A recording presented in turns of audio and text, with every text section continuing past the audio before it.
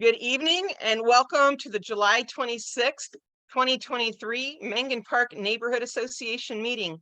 My name is Jennifer Olden. I'm the Neighborhood Association lead, and we have a wonderful agenda this evening that includes a backpack. I'll learn from our assembly member. We've got an opportunity, an event to bring the community together from our assembly member.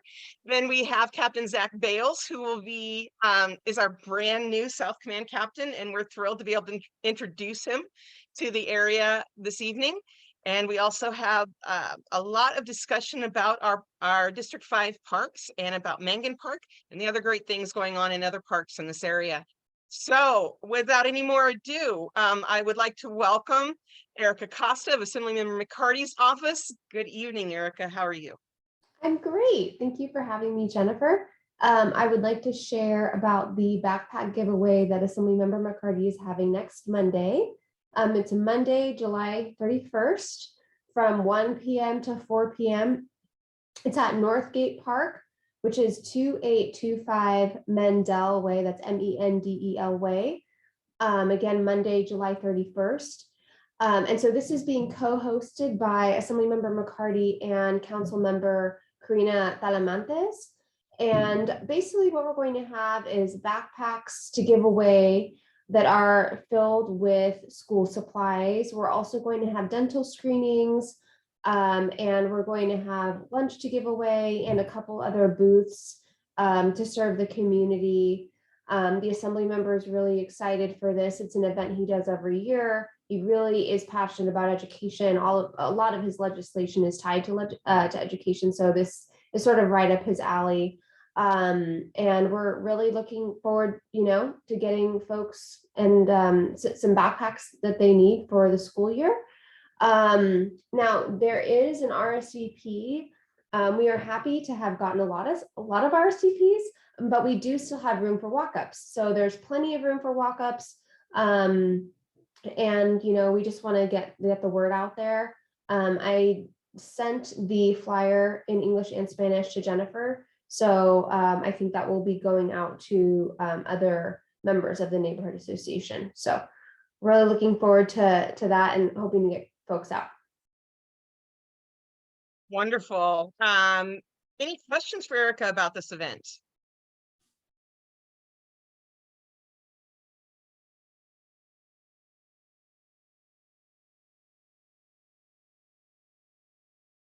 All right, I think Erica, you did a marvelous job explaining the backpack giveaway and sharing it with us, and I will be more than happy to get the flyer out to everybody on my mailing list. So thank you very much for sharing that opportunity with us. We are very grateful, and we're also so glad to have you with us this evening. Thank you. And so our next agenda item is to introduce our brand new South Command captain, Zack. Hello, Captain Zack. Welcome to Mengen Park. How are you this evening? I'm well. Thanks for having me, Jennifer. I guess before I introduce myself, I kind of wanted to start with a thank you to you, Jennifer, for the invitation, and for those of you from the neighborhood who are in attendance, and for those of you who are on the mailing list and watch this video.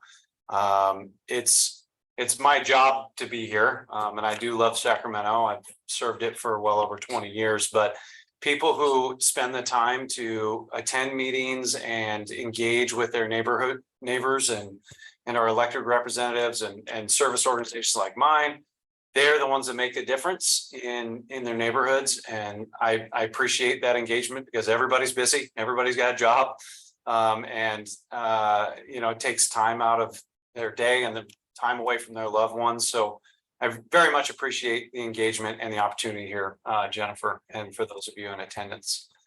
I guess I'll introduce myself. I am new to this assignment as the captain of the South Command, but I'm not a new captain, and I'm not new to South. So I'm newish, I guess, newish captain. I've been with SacPD over 20 years. I've worked in just about every division in the department. I started in patrol like any of our officers, went to our special operations division, worked in our metro division there. From there, I went into investigations where I worked felony assaults and homicide as a detective. I worked undercover for about a year after that. And then I promoted to sergeant, where I worked patrol again as a patrol sergeant, and then as a backgrounds and recruiting sergeant, helping with the hiring effort here for the police department.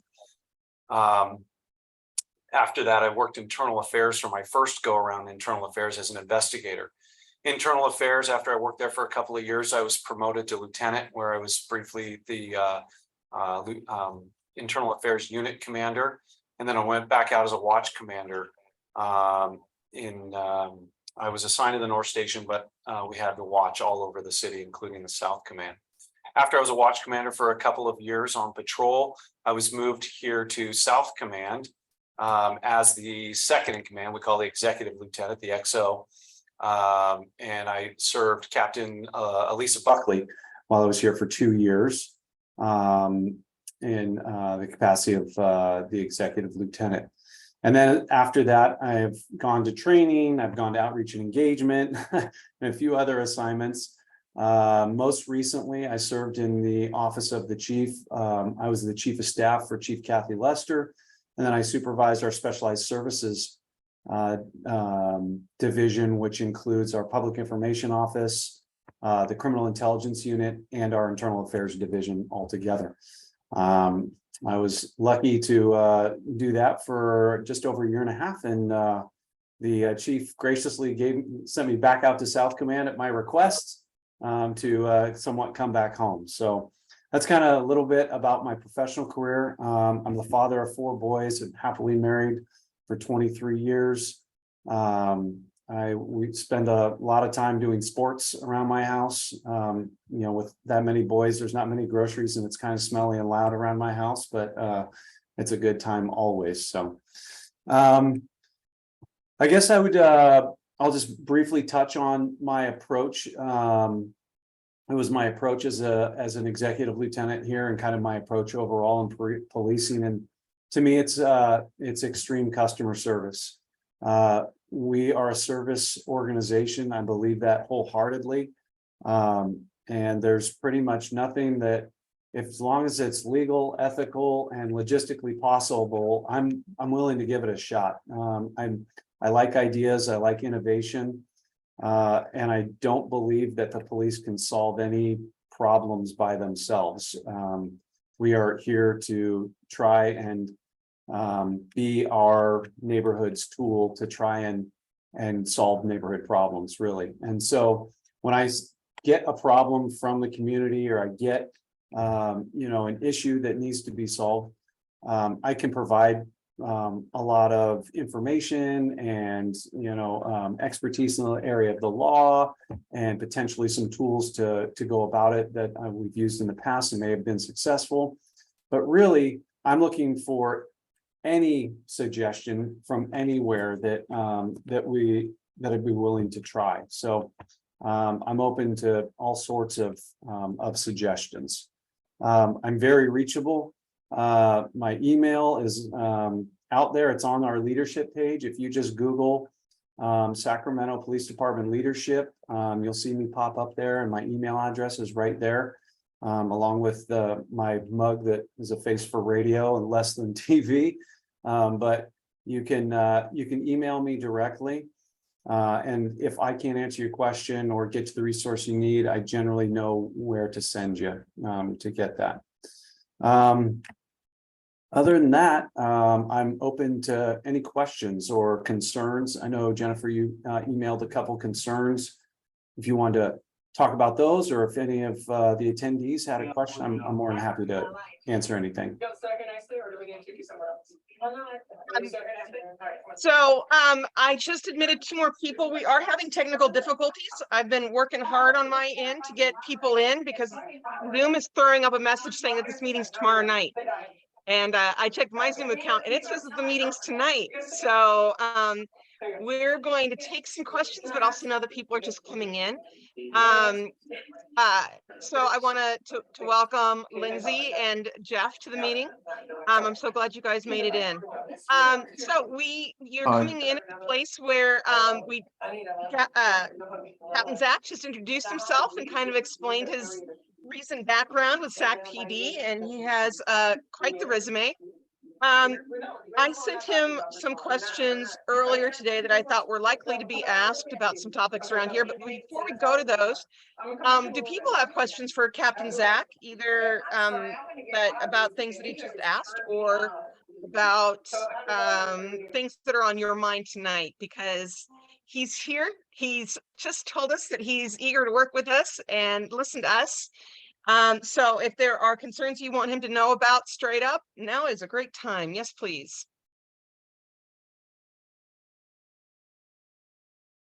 Just to let you know, everyone who comes into the meeting is automatically muted. No, I'm going to take that to mean there's no problems with Magnum Park, and we'll be here at your disposal.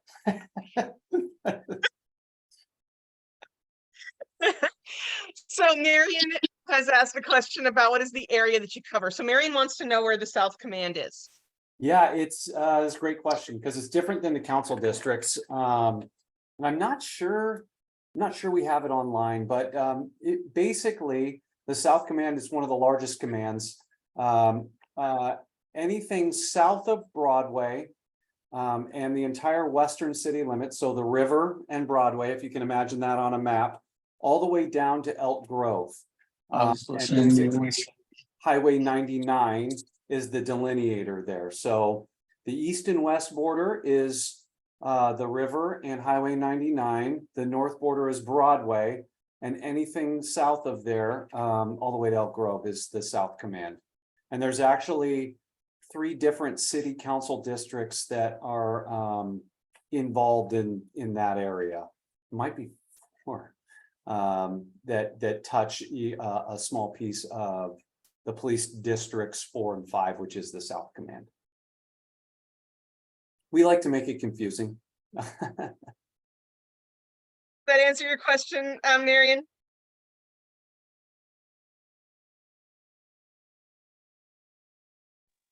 Yes, it does. Thank you. It's a huge area, golly. It is. It encompasses not only my station here, which is the Rooney Station, which is at 5303 Franklin Boulevard. It also encompasses our headquarters, which is 5770 Freeport Boulevard. So both of those facilities are within the South Command boundaries.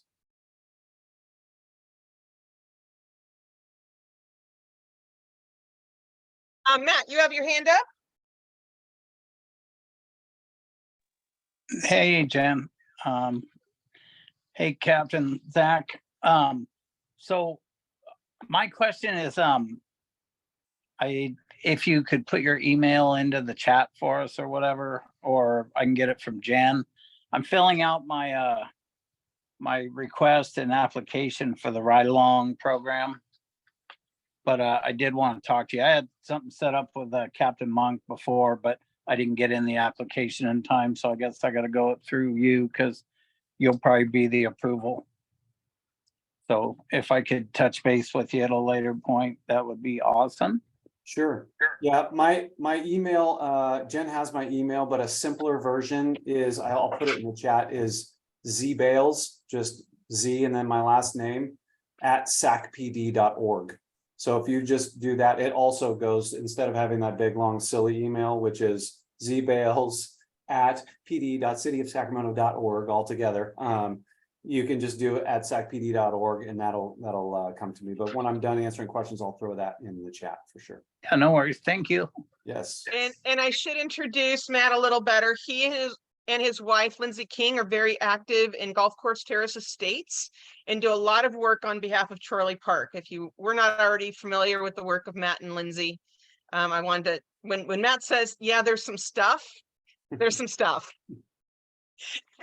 I work very closely with Matt and Lindsey on a lot of subjects, Yes. where it's just bookends of the airport. So we share a lot of common concerns. So Perfect. I'm Matt, happy I think to. we have a common email, like we got email introduced, I think, last week. That's correct. I wanted to, I just want to touch base with you about something. So, Sure, absolutely. No worries. Yep, shoot me an email. Thanks. You got it. All right. Another question that has come in, Captain Monk, where'd Captain Monk go? Did he go back to internal affairs? Yeah, no, he did not. Captain Monk and I have known each other our entire career. We've actually swapped assignments quite a bit throughout our careers and whatnot. He went to our Metro division, and that is kind of like all of the what people call the fun stuff. That's SWAT and K9 and the airship, and so he's going to all the toys really over there. So his next command is the headquarters for Metro is at 300 Richards downtown. I know he was sad to leave. I had to pry him out of here. Well, I'm happy to hear that he's still active and going. I think perhaps there was a concern in the back there that perhaps Captain Monk wasn't well, and that was the change of assignment. And I think we're all very happy to hear that he's alive and well. Yes, and you know what? It's probably not bad for me to address that. Like, I know that if you've been active in the community, you see us move around constantly. It's always like a new lieutenant or a new captain or something like that, and it makes it tough on communities because it's constantly like, oh, the new person is, and you're constantly trying to like make connections, but there's a purpose to it, and the purpose is for like internal development and to better serve at like a rank of captain, where you're a division commander and best serve the community. You really have to have a breadth of experience across, a myriad of different policing, skills, whether it's investigations or administration or working with other city departments. And in order to do that, we have to move around, to move us around at various ranks to various assignments, so that throughout our career, probably not unlike many of your professions, where you might be in a certain profession, but you're doing maybe a different job function inside that organization, so that as you progress, you become more of a utility player, so that you know how to access all the different resources inside the organization and solve complex problems. So while it's kind of lousy on the front of like, hey, I just got to know Dan Monk, like I like Dan Monk, I'd like to keep him here. That's part of the theory of moving. I hear all the time about like, you guys move constantly, why are you moving? And that's really the reason why. I think it really does round us out as we continue to progress through our career, and ultimately you get a better educated and better versed person to solve problems. So the downside is we don't last more than a couple of years, especially at the management ranks in any particular assignment.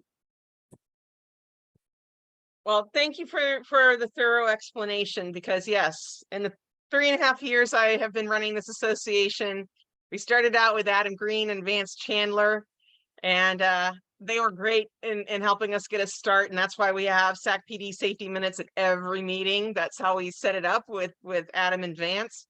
And then it was Brian Kinney and Captain Monk. And hey, we figured out how to communicate and work together. And yep, 3.5 years later, I have a new lieutenant and a new captain. Yeah, if you've been around before, you would have had me as the XO with Captain Buckley. I can't really complain though. Everyone's really great at establishing communication and working with us. So I don't shiver when I hear the change has come. Well, try not to lower your expectations. Oh no, that's not something I would be too worried about here. I definitely believe in working with people. I do. I take them as they come. Great. Rebecca, your hand is up. Yeah, hi. Hi, Captain Bales. Hey, I have a question for you. When the handover happens, right, Monk left, you come in, is there any communication between the two of you about the neighborhood or the area that you've now taken some responsibility for as to what's going on? So you're kind of on, on board, and with the exception of us, coming to you and saying, this is what's happening. I'm just curious. Yes, he told me all about your marathons and races as we were. I joke, but yes, there's an extensive transition. We basically had a couple of weeks of meetings, and frankly, I'm not coming into South Command cold, which is nice. I know a lot of the historical issues, a lot of the large issues around the entire. It's a large area. So, the longer you're here, the more nuanced and the more expertise in each individual neighborhood, what each individual concern is we get. So there's probably some loss, realistically, in some of the issues that are, less sustained over time. But Dan and I did do quite a bit of meeting, and we talked about every neighborhood association. A lot of the concerns, frankly, are universal to many of the neighborhoods in the South. But obviously, Land Park has different concerns than Magnin Park, that has different concerns than Mac Road Partnership. There's different concerns throughout the entire area. That said, I'm not a one-man band. While I transitioned, my XO, Lieutenant Galliano, has been here for 8 months, and he actually was a pop sergeant when I was the XO. So he knows the South area very well also. So there's a lot of institutional knowledge. Sergeant Longenecker, who has been the pop sergeant for the last year or so, all of our staff remains. I don't bring in a whole new cohort, and we don't have officers that all have to learn new things just because I'm changing. So while there might be one or two things where, someone emails me, hey, are you aware of this? Because I was talking to Captain Monk about this. I may not be aware of it, but I would be pretty sure that one of the staff here, one of the 100 and some odd officers that work here in different capacities already do know about it, and they already have the background on it. So it makes us be able to be pretty responsive to it. But that's a really fair question. Like, are we starting cold with somebody else? For sure. But we do the best we can in transitioning. Thank you. Yes.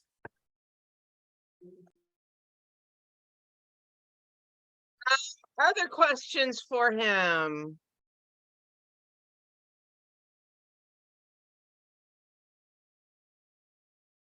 Okay. Well, we are at 6:30. I had some other questions. Bringing people in. We're getting there. Our numbers are finally starting to come up to where I was hoping they would be. I'm not on the timeline, Jen. So if whatever you need, I'm welcome to. You're welcome to keep me as long as you need to answer any questions. Well, I appreciate that. That's not always possible every evening. It's not, but tonight I'm all yours.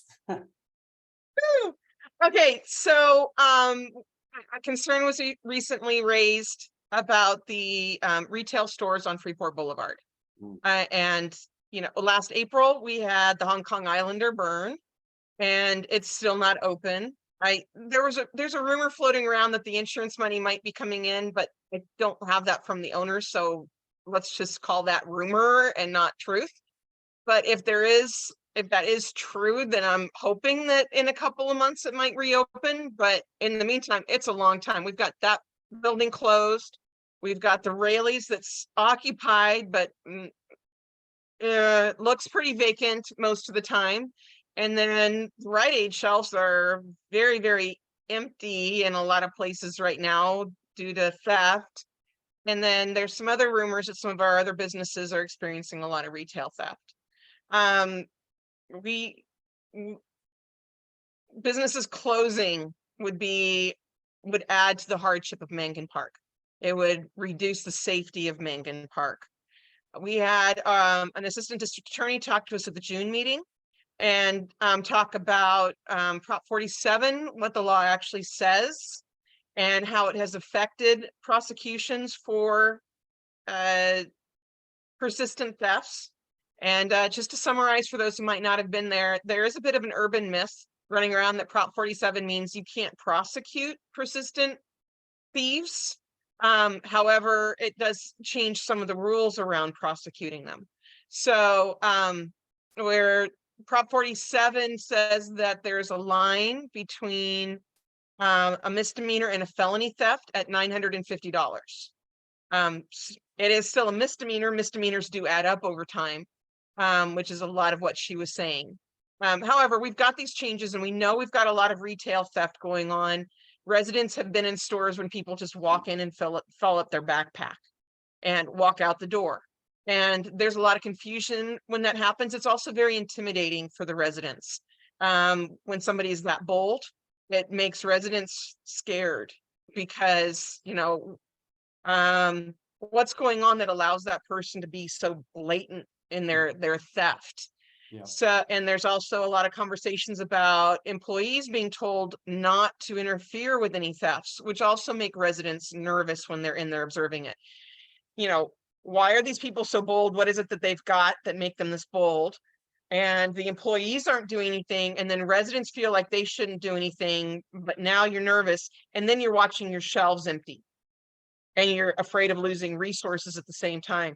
So I'm hoping that we can talk about what residents can do, what residents should expect, what SacPD is doing, and how do we work together to prevent this from happening? What needs to happen so that we can keep our businesses functioning and our communities whole and with resources in them, so we're not driving 20 miles to the nearest location. Yeah, really a pressing issue and really an excellent question. I'll start off with Freeport Boulevard in South Sacramento is not alone. I'm sure that anybody who follows the news knows that every major metropolitan area faces challenges around retail theft right now, especially on the West Coast and especially in California, but that's not dissimilar to other major metropolitan areas. The foundation of any city or any vibrant area is economic drivers, meaning local businesses that are being patronized by locals and that are able to stay open and pay employees and employ local people. It makes the wheels go round for a neighborhood. So that is not lost on the police department, especially not me. I understand how important economic interest and economic drivers are in order to keep a vibrant neighborhood. Not to mention, it's just a quality of life issue. You want to be able to go to a local coffee shop. You want to be able to grab groceries at a local store. You want to be able to go just down the street to be able to get your allergy medicine, which I need on a regular basis and today.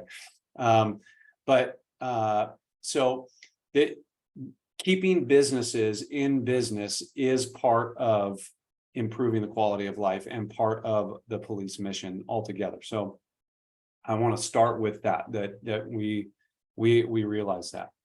The second part of that is it is a complex environment in order to prevent theft, given the legal landscape of where we're at today. So Prop 47, as you know, made retail theft under $1,000 basically a misdemeanor, which is a citation. Generally, the person does not go to jail barring some sort of circumstance that's defined in the penal code 853.6 or something, like the person can't care for themselves, they're going to immediately reoffend, things like that.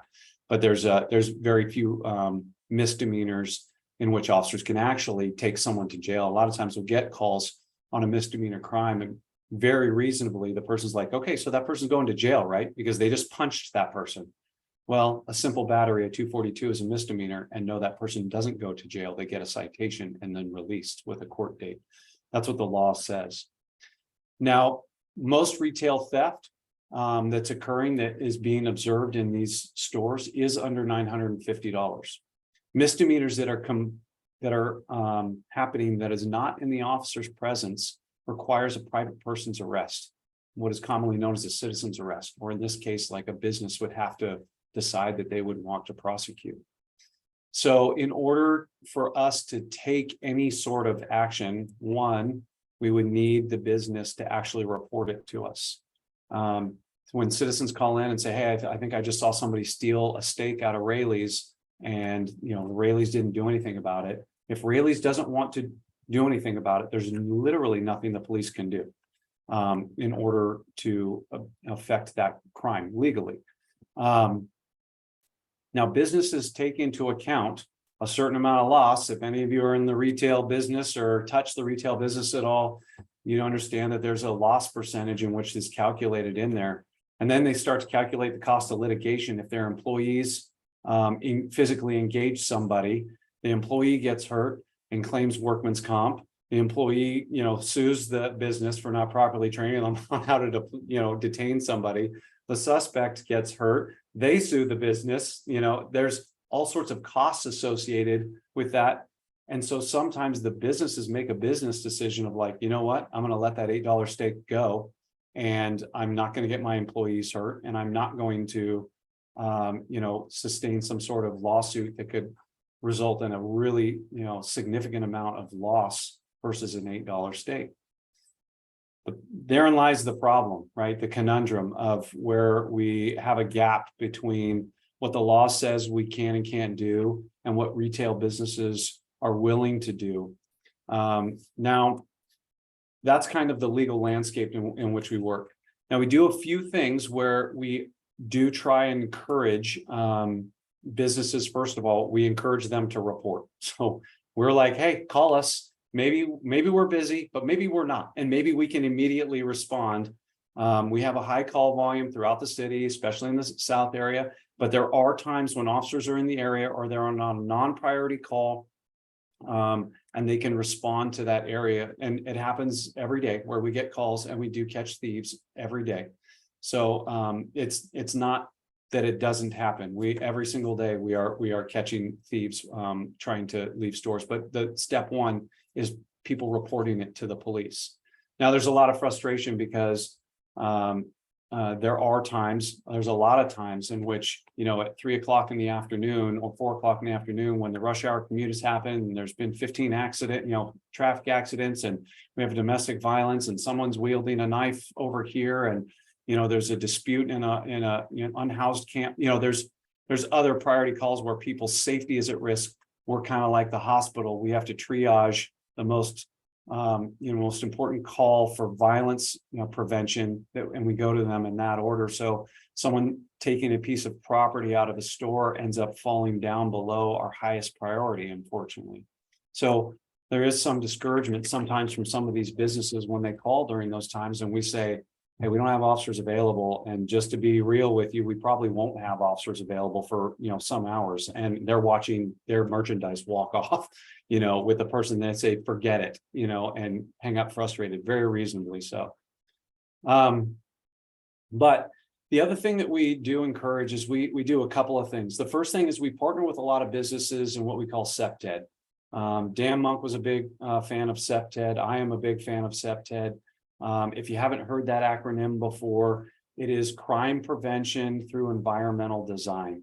And what we do is we offer to businesses, and we do it very regularly, when they call us and say, hey, we have a problem with loitering, or we have a problem with loitering that turns to people coming in and stealing things, or we have a problem with burglaries, or whatever these retail, the challenges that the retail sector is facing. The first thing that we do is we get together with the owner or the manager, and we do a Sept. And so what that theory is there are literal environmental things that we can do to the building, to the storefront, to the back, to the security system, to the locks, to the lighting, to the landscaping, that we know are proven to deter crime and to prevent crime overall. And it's one of the easiest things they can do, because before the person even gets there to steal something, they realize, oh my goodness, there's 13 cameras here. I don't want any part of that. And all the windows to the businesses are, there's not a lot of obstruction in there. I can see the cashier, meaning I'm not going to go in there and rob that place because I won't be behind a wall of advertisements like you see on liquor stores somewhere, where you walk in and you can't see the cashier. So that includes lighting, it includes bushes, it includes whether or not there's places to sit. There's all sorts of different aspects to Sept. So that's the first thing we do when someone says, hey, I have this problem and I can't solve it. We say, okay, let's do an assessment and see, let's get you invested in helping. Like that's like the police can't stand out in front of your business and make sure that nobody does something all of the time.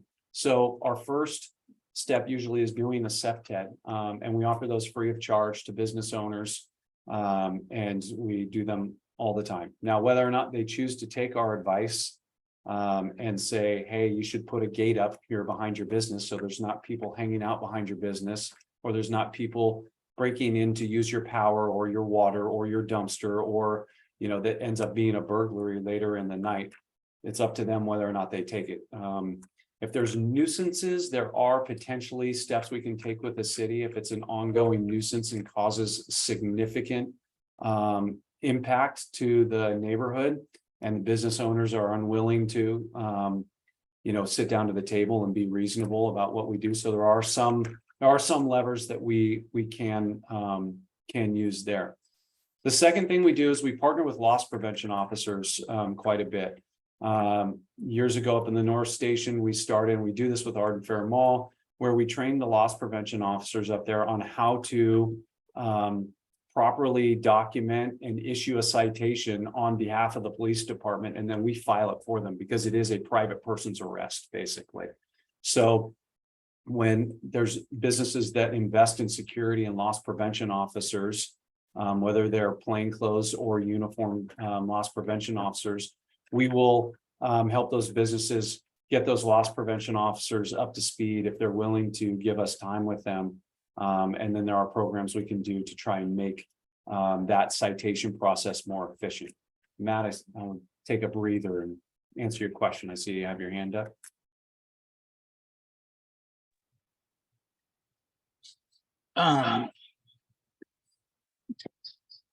Hey, so I have a question.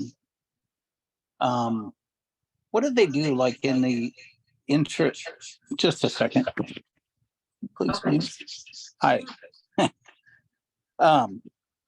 What did they do in the instance of like the Freeport, Lanai Center and stuff like that?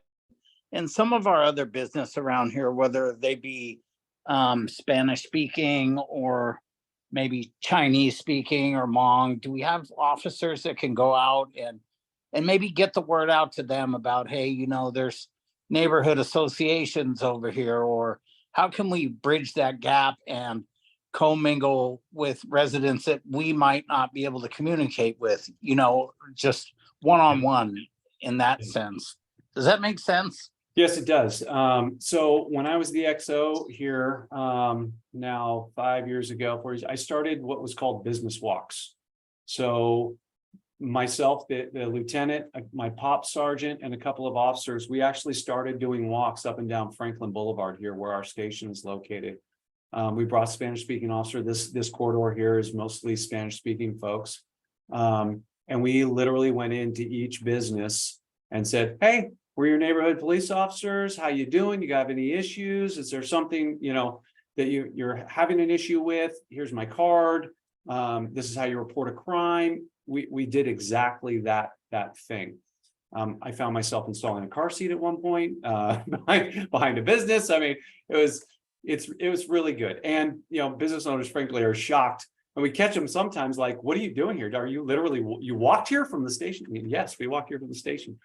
So in the intervening years, while I've been away from South Command, that's actually been expanded upon. And Dan Monk actually recently expanded on it even more. We're pretty challenged in the Broadway corridor. I'm sure some of you have read about, like the Starbucks closed on Broadway, and that was not communicated or spoken with, to the police department ahead of time. They just went ahead and did that. We've since made inroads with Starbucks. I actually have a personal meeting, standing meeting with their head of security for Northern California. One of the things that Dan has done on Broadway, and we've expanded to Franklin, and we do this based on data with crime, is we have a bicycle officer It's an officer who rides on separate from patrol.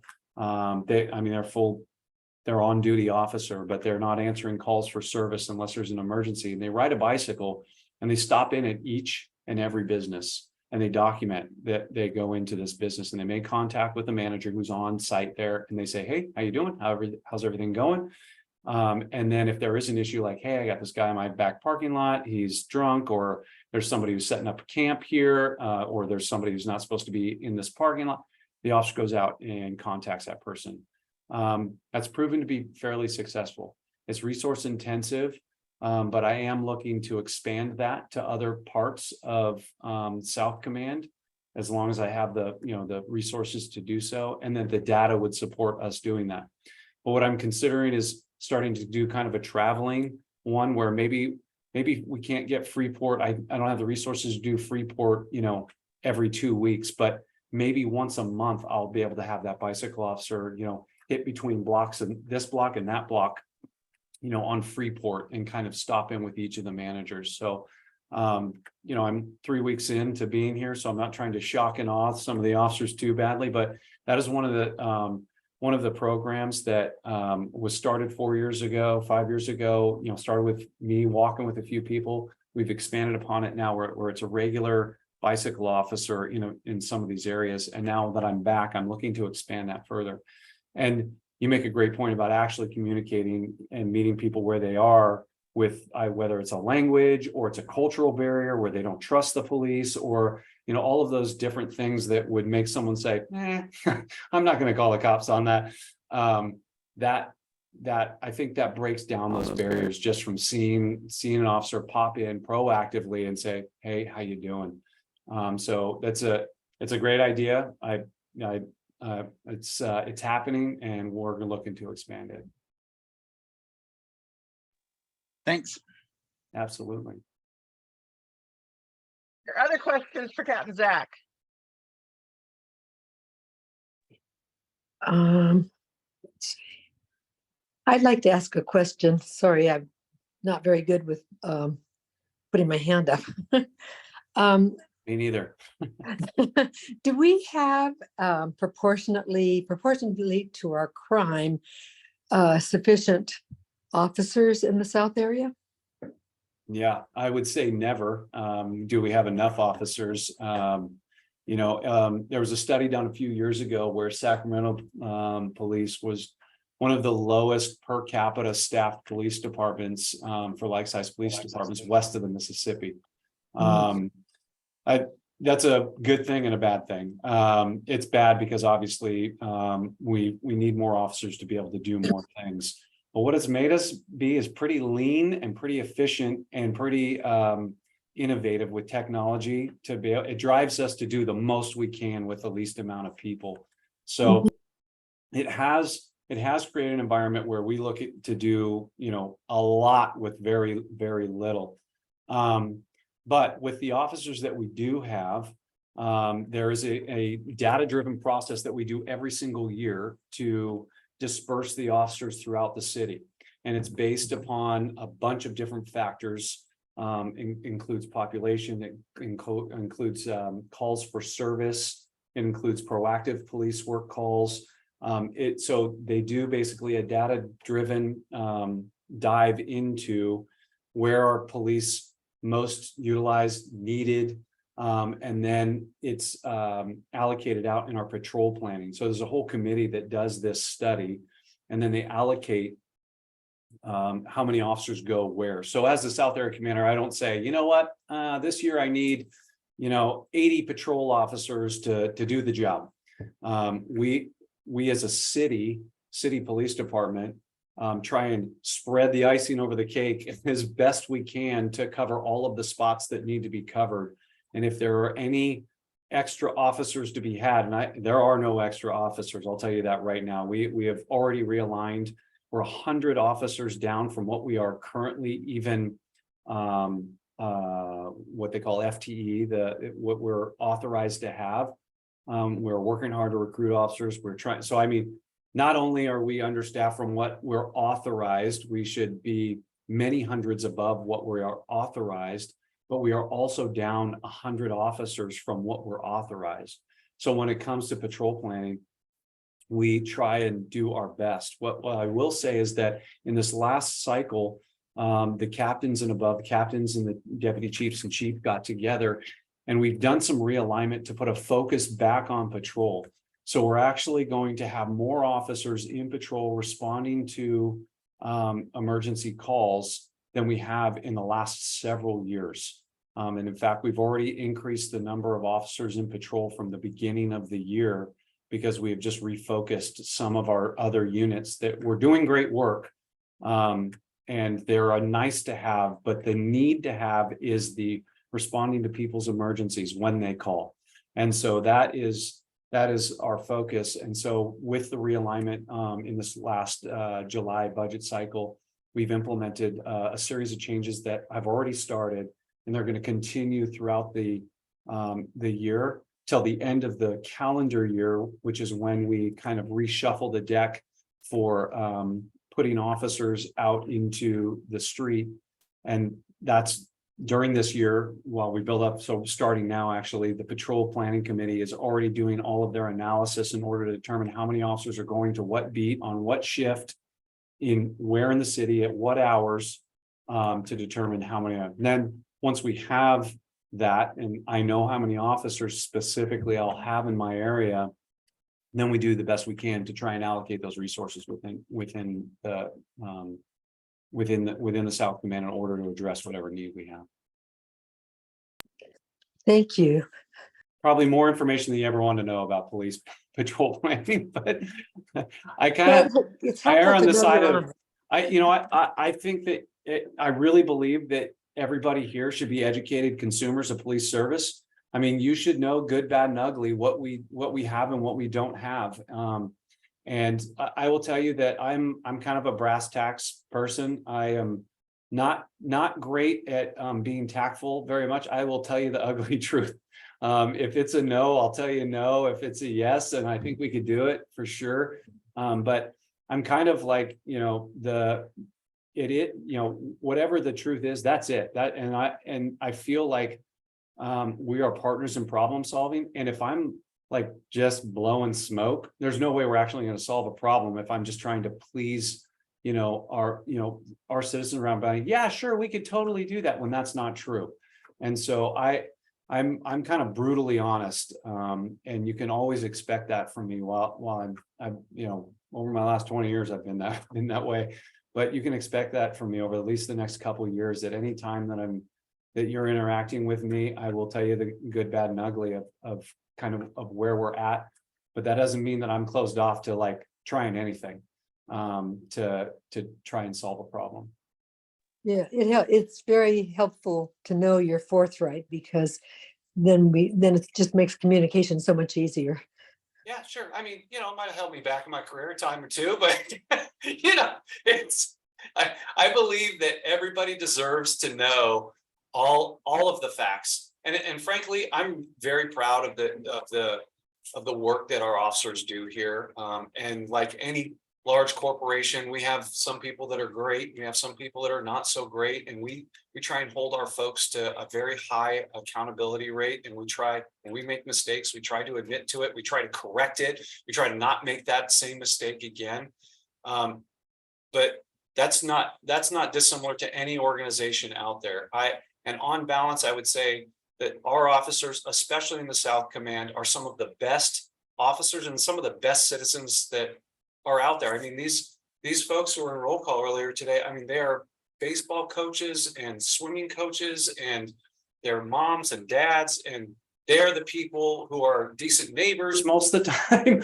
I mean, they're the folks that really care, just like you guys are here, and you care about your community enough to spend the time to do this.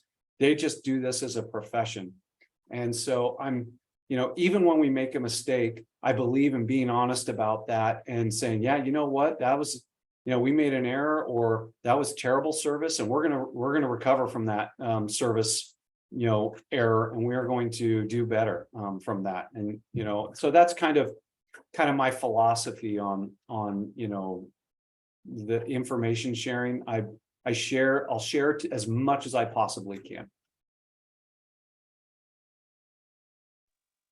Thank you. Matt, you have your hand up. Oh, you're clapping. Got it. Well done, Captain Zack. Well done. And other questions for our new South Command captain? I'd like to welcome Lisa. She just made it in. She was having technical difficulties as well. So glad you could make it, sweetie. Yes, other questions for Captain Zack?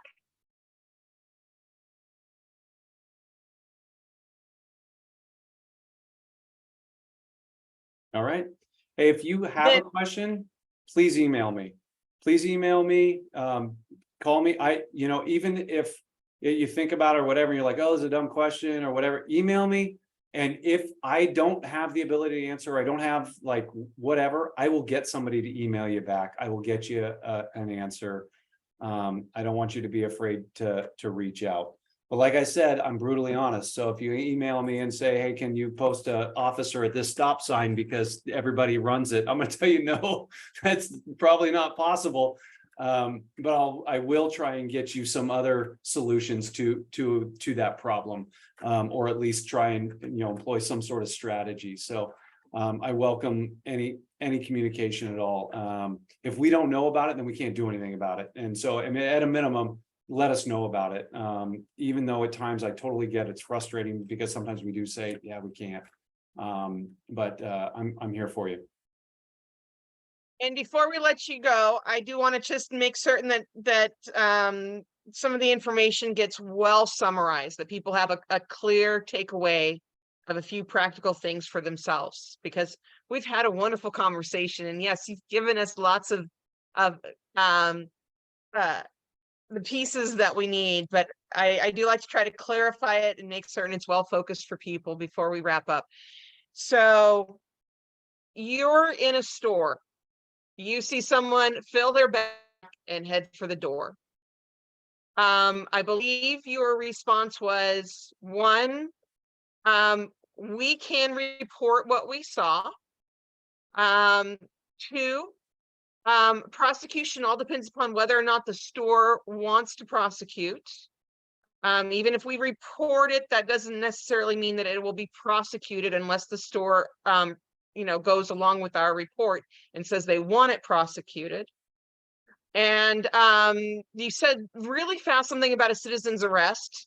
And I think that's probably still a question mark in my head, but I think you were trying to tell us that a citizen's arrest is possible, but there's once again that difficulty with the prosecution if the store isn't working with us. Yeah, let me clarify that real quick for you, Jennifer. So Okay. I would say step one is if you are a patron at a store and you see someone stealing, step one is to let the business know, hey, there's somebody back there filling their bags. That is step one. And tell them, hey, call the cops. Like someone's stealing from your store. Now, whether or not they call the cops and make a report, I don't. Businesses have different philosophies on that. Some want attention from the police, some do not. Some want to work in collaboration with us, some don't. But the victim of that crime is the store, is the business. So they are the only ones who can affect a private person's arrest for that misdemeanor that's happening in their presence. So if a citizen sees that happening, they're a witness to that crime, so they can't affect a private person's arrest. It is the store who is a victim that would need to sign saying, yes, I want this person prosecuted. I am willing to go to court and prosecute this case. So it's really the onus is on the store. That said, that doesn't mean that if someone's in a store and they see a theft occurring and they've notified the store, they can still call us and say, hey, there's a theft occurring. Maybe the business owner doesn't know, maybe the person who's in the store isn't able to, get to the business owner quick enough. We get there quick enough, we're able to detain the thief, and then we can ask the person, the business owner, hey, do you want to prosecute this or not? If the person says yes, then we will fill out all the paperwork. We will issue the citation. I would never recommend that, a citizen take it upon themselves to try and physically arrest a thief. out of a store. It's dangerous. It's wrought with all sorts of personal liability and other issues. So I would never recommend that. I would recommend being a good witness and letting the store know and making some phone calls if needed. I think you answered my question, and our steps as citizens are very clear. Marion does have another question. Marion? I'm afraid you're on mute.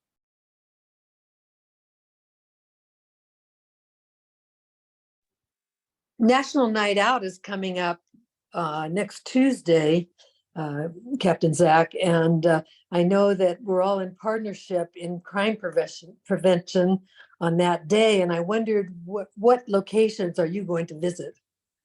I don't know yet because there's a lot in the South area. I actually have one of my staff members vetting the list right now. My goal is to get an officer or myself or my executive lieutenant to every single one in the South area. So my plan is that you will see a police officer at your neighborhood event if you've registered on our website. Great. That's our goal. What now, the ones I'm going to, I don't know yet, because we have our community service representative vetting out who goes where, and there's council representatives that are hoping that I can hit a couple of the organizations at the same time. So I don't know yet. I'm kind of beholden to my my community service representative says, Zach, you go there, and I say, okay, I go there and meet the folks. So I don't know yet, but I know there's like, just in the South Command alone, I want to say there's like 15 different events going on over a couple-hour period. I'm probably even racing around, within the rules of the road, probably only going to be able to get to, 4 maybe, because once I get to them, I want to give people my time as much as I can while still getting to the next one. Sure. So, I try to say hello. I really try and like say hi to the kids, give out stickers if I can scare some up. But that's, National Night Out is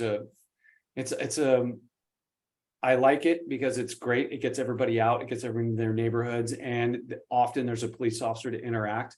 But I think that nights like this is really where you get a chance to like get a good feel for who we are, what we're about, have a longer conversation about it. So that's,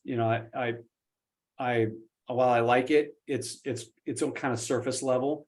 And so you don't really get to know people unless you get to, sit in a room or on a Zoom meeting for a bit and just, ask me some questions, like, find out what I'm about, so that's kind of my take on it, but we'll see. I'm not sure yet. So I don't want to promise and then I get my list and I don't show up.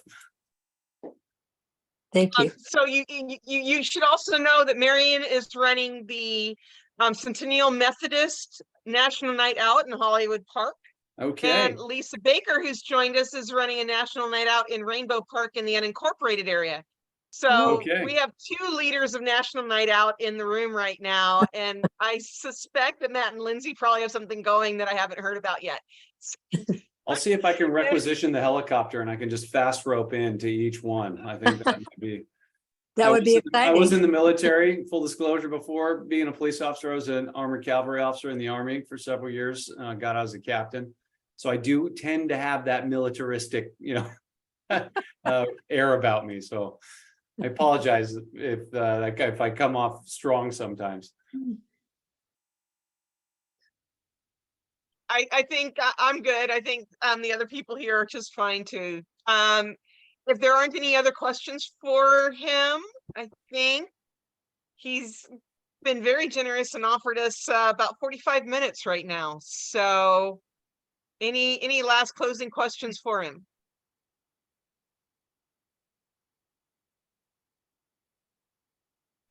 All right. Well, Captain Zack, this has been a wonderful introduction to Mangan Park. It's been informative, and I think the information is going to be extremely useful, and that the neighborhood is going to be interested in hearing what you've shared with us tonight. And we look forward to having you back soon, just to let you know how I typically roll. As soon as I have a meeting date set, I will automatically include you and Lieutenant Greg Galliano in an invitation. An invitation doesn't mean that both of you are supposed to come, but I'm sending out a word that whoever's available that evening, if anyone is available, welcome. So we'd love to have you or Lieutenant Greg, or sometimes other lieutenants or other sergeants to come. And I also appreciate having a variety of different SacPD staff come and join us based upon availability. But you will always know when we have a Mangan Park meeting, and all Mangan Park meetings start with SacPD safety minutes, and sometimes SacFire comes along too. So, Well, if yeah, we can beat fire showing up more than fire, then I think we win, first of all. So everybody loves the cops. I mean, the firefighters, not the cops. So at least we can like win on the attendance purposes. I put my email into the chat. It's the long version of my email. But you know, I have a philosophy. I don't know if it's the same as quite as Dan. You know, I'm trying to get to every single community meeting in the South Command right out of the gate and introduce myself so people know who I am. They have a face to my email. But I'm really trying to get a variety of staff out there. So you have a geographic lieutenant assigned to your area, you know, it's Lieutenant Galliano for yours. But I'm encouraging them to get some of our patrol sergeants and area lieutenants out to meet people in each of the meetings, so that there might be a time in which you have a sergeant, the sergeant who literally supervises the swing shift team, you know, of officers who are responding to calls in the afternoon in Mangan Park. So if there is an issue, you actually know the sergeant, you know, on those days who is supervising those officers, so that if there's an issue or a request or whatever, you also have a face of their name, because there's only so much I do. I mean, I'm in the office doing this stuff all day, you know, the officer who's actually in a car, or a sergeant who's in a car, and you say, hey, I have this problem down the street with that person and they're doing this thing, and go, okay, I'm going to drive down there and go check that out right now. That's valuable. Also, I think it's important for me to be there, but I think it's even more important that you guys get to meet the officers who are literally working in your neighborhood. Now, a lot of times they're super busy. They're call to call, so you might get a lieutenant. But my preference is that you guys get to see sergeants, and every once in a while, maybe an officer if they're available. They're super busy, like I said, but you'll get lieutenants for sure. But I'm going to try and get some sergeants there as well for you. And I will also back up that I believe it's Sergeant Brandt and Officer Fleur came to our ice cream social. Oh, good. So good. I got a chance to meet them, and had corresponded with Sergeant Brandt before. And I'd never met Officer Fleur before, but we're now all on great terms. Great. Are those more questions for me? I don't mind back up. Questions. Do we have questions out there? Yeah, just really quick. Do we have any crime stats or anything as of late? I know you're new, so right, wouldn't know. I'm just curious, like, yeah, have we gotten any, Jen, in a while? No, you haven't. And get ready for something. Get ready for some truth bombs right here. So this is going to be more information than you ever wanted to know about police stats. So police stats were reported to the FBI over the last 20 years. There's been a program of reporting Part 1 crimes. Recently, DOJ and the FBI have transitioned to a new system called NIBRS. And NIBRS, I could tell you, it's an acronym, big, federal government, they love their acronyms. It's a big, long acronym for, it's a uniform way of reporting. So UCR, the uniform crime reporting, used to be the way it was, and they have transitioned to NIBRS. Now, NIBRS is much more nuanced in the way that we have to report crime, and it requires a certain way that we digitally track it, and it's different. So just one of many examples of what makes it different is when we report a crime, if one person say, committed a series of crimes in one incident. This is going to sound terrible, but let's say a person carjacked a car, then committed a robbery, and then committed a murder, all basically within the same incident, all in one. The way that NIBRS calculates that stat is they count the murder, they count the most serious crime. And those other two crimes that are also serious, but are lesser than, don't get counted in that stat. So we are trying to work with our federal partners in order to report based on the NIBRS system. And it required basically a different software and different reporting stuff in order to, and I say stuff because I'm no IT guy, but it required us to transition. So we are still learning, how do we pull stats that are accurate? Because when we put it into the system, we can't pull back out, okay, now how many carjackings do we have? Because if we ask how many carjackings we have, we're missing the one that was also coupled with a murder, even though we know that one existed. So the first problem is we are collecting stats for this year. And this is the very first year. We transitioned in November. So we started in NIBRS in November. So we have basically December on for this current year. But we can't compare our current stats to last year's stats because they're inaccurate. There's other nuances to it, like where one person breaks into like 5 cars on a street. That might be one report with 5 victims prior to this system. Now it's 5 different reports, even though it's the same suspect and same incident. So it may look like, oh my God, we have this huge spike in car burglaries, where in reality, it would be the same number, but the statistic is wildly different. And we're still trying to like figure out all of that different nuance. So in crime, a lot of times, there's ebbs and flows in short periods of time. There might be a spate of burglaries in a particular area because a particular bad guy got out and he's a burglar and he does 4 or 5 burglaries in the period of a week. And that makes our stats for burglaries go off the charts until we catch that guy. So we like to look at crime over the long term to see if there's actual long-term trends where we're actually increasing. Because if we look at a short data set, it's not statistically, relevant. So if we like to compare it to like a 5-year average. That kind of gives us a better, now COVID messed us up because COVID threw all sorts of stats off, but we like to look at it a 5-year average so that we could give you a genuine, this is higher than our 5-year average. This is lower than our 5-year average, to give real perspective to the stat. So we have both those problems. Our crime analysis unit is working through how do we, first of all, provide accurate stats so I can tell you exactly, hey, we had this many car burglaries that weren't coupled with another crime, or if they were, it's still a car burglary. So we're working through how do we provide accurate statistics, and then how do we, moving forward, start to compare those? Because I can't compare last year's number or the last 5 years' numbers to these year's numbers. So our goal is, we actually have a meeting next week.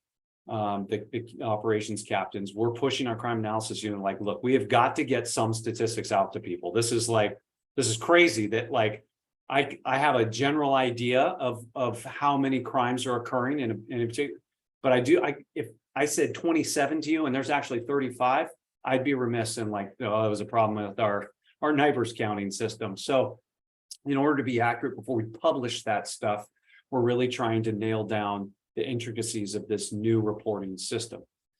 That said, you have pulled out of me one of my current goals, which is we have this thing called CompStat.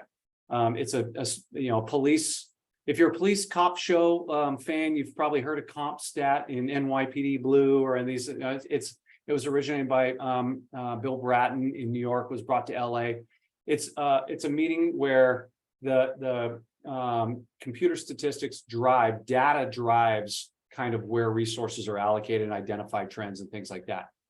So one of my goals is, once we figure out this statistics problem with our NIBRS, and we kind of get set of like, okay, we're able to publish these accurately on a regular basis, is I want to start doing mini comp stats for each neighborhood association. So when Lieutenant Galliano or Sergeant so-and-so comes to Magan Park to give a update, they can give you a mini comp stat of saying, hey, these are our statistics for auto burglaries over the last, year, and this is where we're at this month, and this is what like May last year looked like, and that's what May this year looks like, because there's seasonal differences also. And again, make you guys educated consumers of police service so that you really understand, you're looking at what we're looking at about police statistics and resource allocation. So that's kind of a long-term goal of doing like neighborhood comp stats. But that's dependent on our analysis unit being able to try and conform to this. It is required. It makes for better data nationally. We're able to like understand crime a lot better, and better academic work is able to be done behind the national statistics. So we believe in participating in doing this. But I'll tell you what, at the small level, it's killing us. As far as like being able to go to a neighborhood association and say, yeah, this is what your statistics look like. And I think that it will be solved by the end of this year, and that we will be able to start providing meaningful statistics again.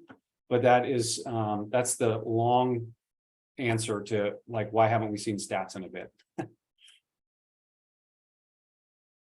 Okay, thank you. You're Wow. welcome.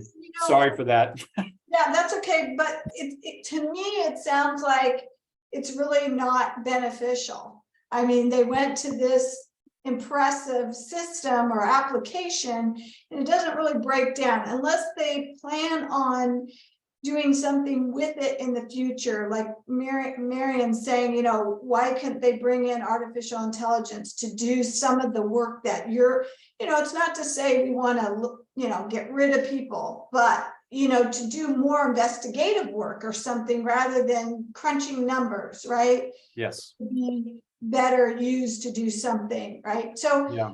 I don't know, that just, it boggles my mind, because that now the FBI is in, and then when they do like a national average, what's that going to look like? So Yeah. Anyway. You're not wrong. Policing is, while there's national trends, policing is local.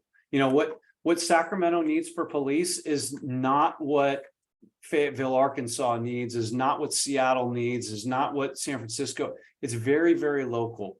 And so like our goal is to be the best police department for Sacramento that we can be.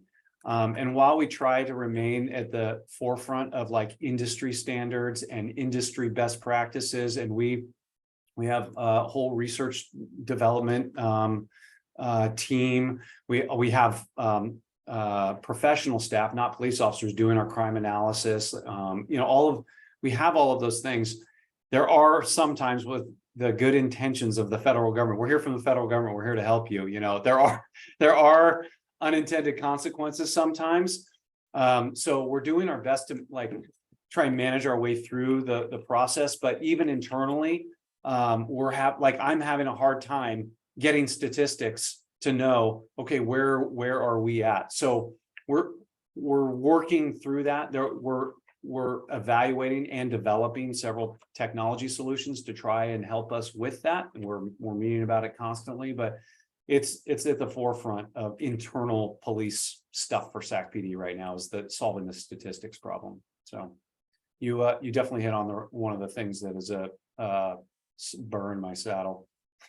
Happens in all businesses, right? In all organizations. So yeah, thank you for that, being transparent about that. Miriam, that's a good question about whether AI can compare past stats with the NIBR system. I don't know, whether or not they can translate one to the other. I think one would have, like the NIBRs would have to be entered differently in order for that to happen, but I'm not enough of a geek to know. There might be a way to do that. But and the other thing is we are part of Major City Chiefs Association, MCCA, the 50 largest cities in the United States, which Sacramento is in the 20s, give or take based on our population on a regular basis. We meet on a regular basis. I meet with cohorts from around the nation, and we're all having these issues right now throughout major metropolitan cities, because we're the ones who comply with those things first and best practices first. So it's not just us trying to solve the problem, and we're all collaborating together. So when there's, an issue like this and someone's like, yep, we solved this problem with this particular AI situation, or hey, there's this technology, this company is doing this thing right now, we know about it pretty quickly and we're able to implement it if it's something that will work for us. So we not only are just we're not stumbling around in the dark by ourselves. We are also, we collaborate with the other major cities throughout the United States and some in Canada actually as well, to try and get best practices for not only statistics, but other things also. Okay, so I see I've got 2 hands up. However, I've got another speaker who needs to leave the meeting in 15 minutes. I see your 2 hands up. Can we do 2 hands in under 5 minutes? I can do a lightning round. Well, real quick, I'll start real quick. My name is Lisa. All right, Bales. Lisa. I'm part of Blessed Child Neighborhood Association. I'm vice president. I'm also senior vice commander of the Veterans Affiliate Council. So I'm one that lives in the unincorporated area in the South area. I've been having a hard time. This will be my 2nd national night out. I invited the sheriffs last year. No one from the sheriff's department came out to my event. However, Chief Hahn did make an appearance, and I did have a couple of people from the police department show up, and I have a relationship with them.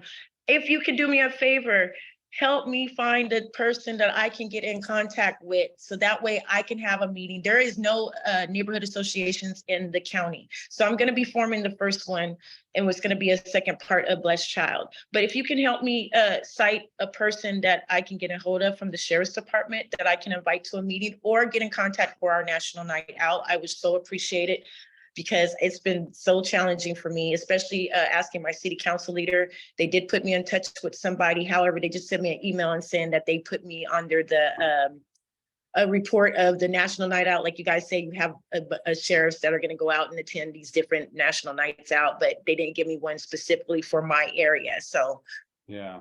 what I'm trying to do has been the hardest time. I'm sorry, we're so much better than the sheriff's department. We really raise expectations. The sheriffs are excellent. I don't know how they manage their national night out, but I could have our former outreach lieutenant who has a counterpart at the sheriff's department. If you send me an email, Lisa, I will ask him to email you the sheriff's counterpart for the outreach division to you. That's probably your best bet to get some sort of response from the sheriff's department. So shoot me an email.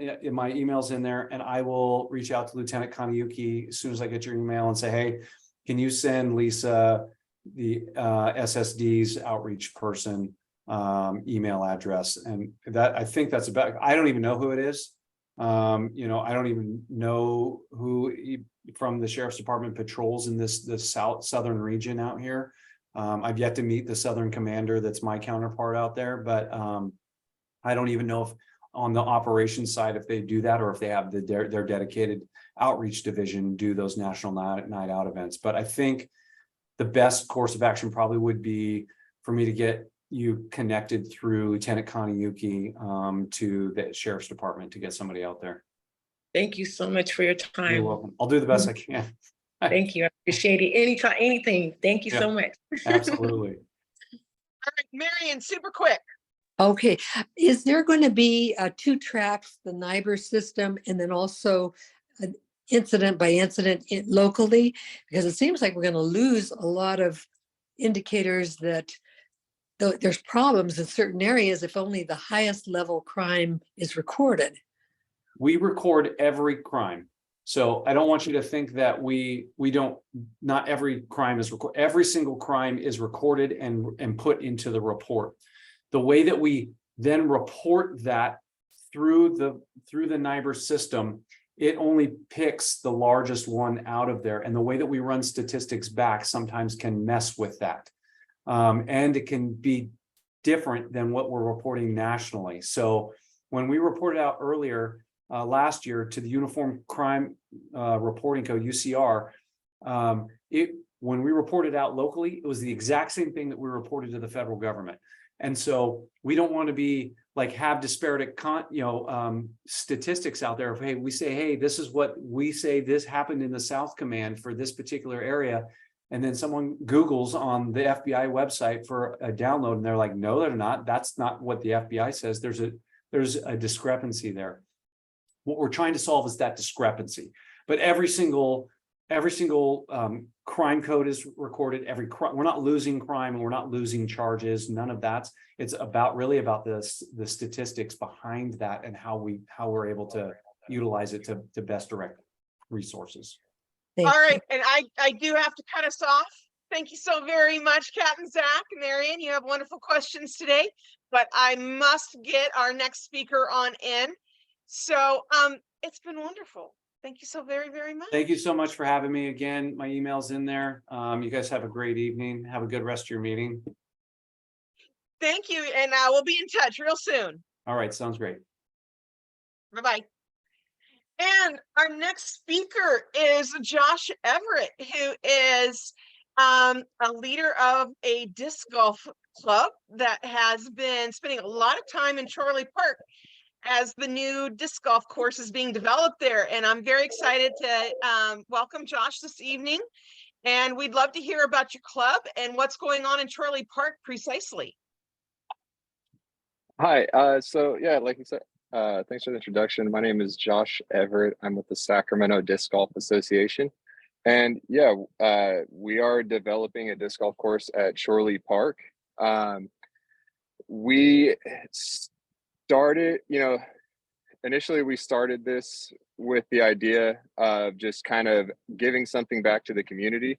We've raised a lot of the funds to take care of this, as well as having the baskets donated personally by Jay Chenier before he left office. We've seen what disc golf courses could do to areas that kind of have like an element of crime, like certain parks and stuff, like with Reichman.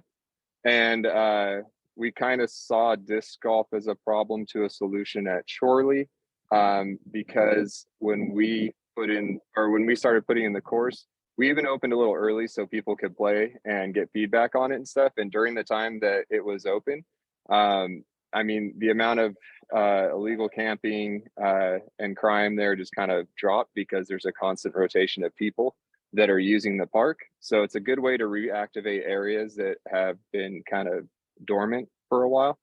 But yeah, that's pretty much what we're doing. We're hoping to be completely done within the next few weeks, 3 to 4 weeks. And we're currently in the process of building the tee pads. But yeah, that's what we're kind of doing. We're just trying to bring recreation to areas that don't have so much of it, and just more variety, and yeah, giving the people in the area something to do. Excellent. And you know what, Josh, I haven't caught the name of your club. What's the name of your disc golf club? So our club is the Sacramento Disc Golf Association, kind of just a generic name, to the point. We just, yeah, we pretty much dedicate 100% of our resources to volunteering and funding disc golf. And right now our project is Chorley. So we're getting close to wrapping that up, and then we'll help maintain and stuff. And we've been working with the city on this. The city's been helping out. I don't know if anybody's was around Chorley not too long ago, but they brought in about 430 goats. And because we're doing this, the city brought in the goats, took down a lot of the fire hazards that were around there with the tall grass and stuff.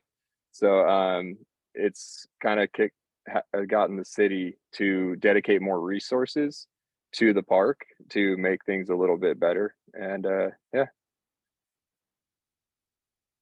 And I'm also going to say kudos to your club for being there on the 4th of July, because I understand an illegal fireworks set off a spark, but y'all were there and the fire didn't happen.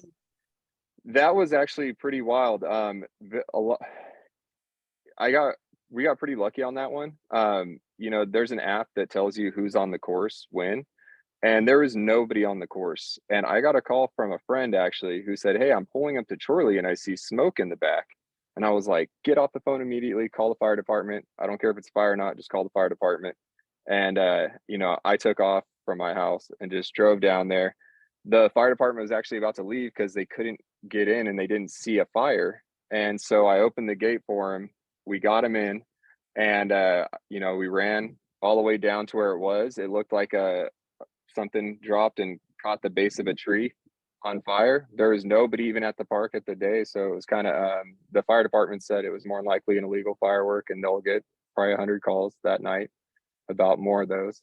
So yeah, the disc golfer that pulled up, he was shoveling sand onto the grass around the tree with his hands and just trying to scoop as much sand up. A couple golfers jumped over the fence from being Maloney and were doing the same thing. So they stopped the grass fire, but it was crawling up a tree. But that's when the fire department pulled up and they were able to put everything out. And yeah, it was pretty exciting. You know, I did not expect to Excellent have work. to do that. Thank you. It was yeah, we're pretty protective over the place, you know, and that's one thing disc golfers kind of like take their courses pretty seriously, mostly, and they, you know, they don't want to see anything bad happen to it. And luckily, you know, big shout out to the city for bringing those goats out there and you know, seeing the need for it, because if the goats hadn't been out there and it was just overgrown like it was, there's no telling how bad that would have been, you know, because before the goats, it was just brush going up to the fence lines. So yeah, pretty dangerous situation prior, but yeah, so no harm, no foul, I guess. But yeah, pretty exciting night that night. Thanks for racing over and helping out with that. I see that Rebecca has a hand up. Yeah, hi Josh, when you Hi, said, Rebecca. hi, when you said gate, do you have to have permission to go in and play the disc golf? Right now, we have it closed because it's just too difficult to do the work we need to do to finish the tee pads.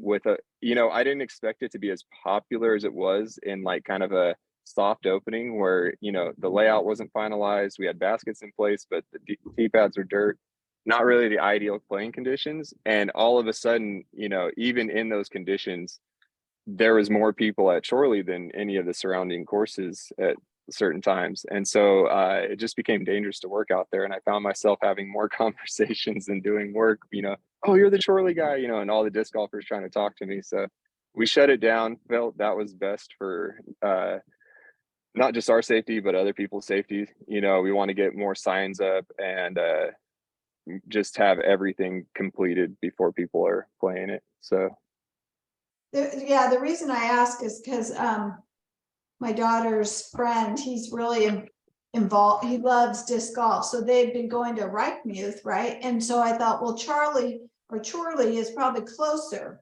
so, you know, because I live in Magnum Park, so okay. yeah, I would think, right, Jennifer, then Reichmuth, Yeah, and closer, they're both pretty close, you know, to most people in South Sacramento. The difference is Reichmuth, I would say Chorley is kind of a step up as far as the skill level involved. It's a bigger course, it has more technical shots and bigger open shots. Reichmuth is really a 9-hole, but they put 2 baskets per hole.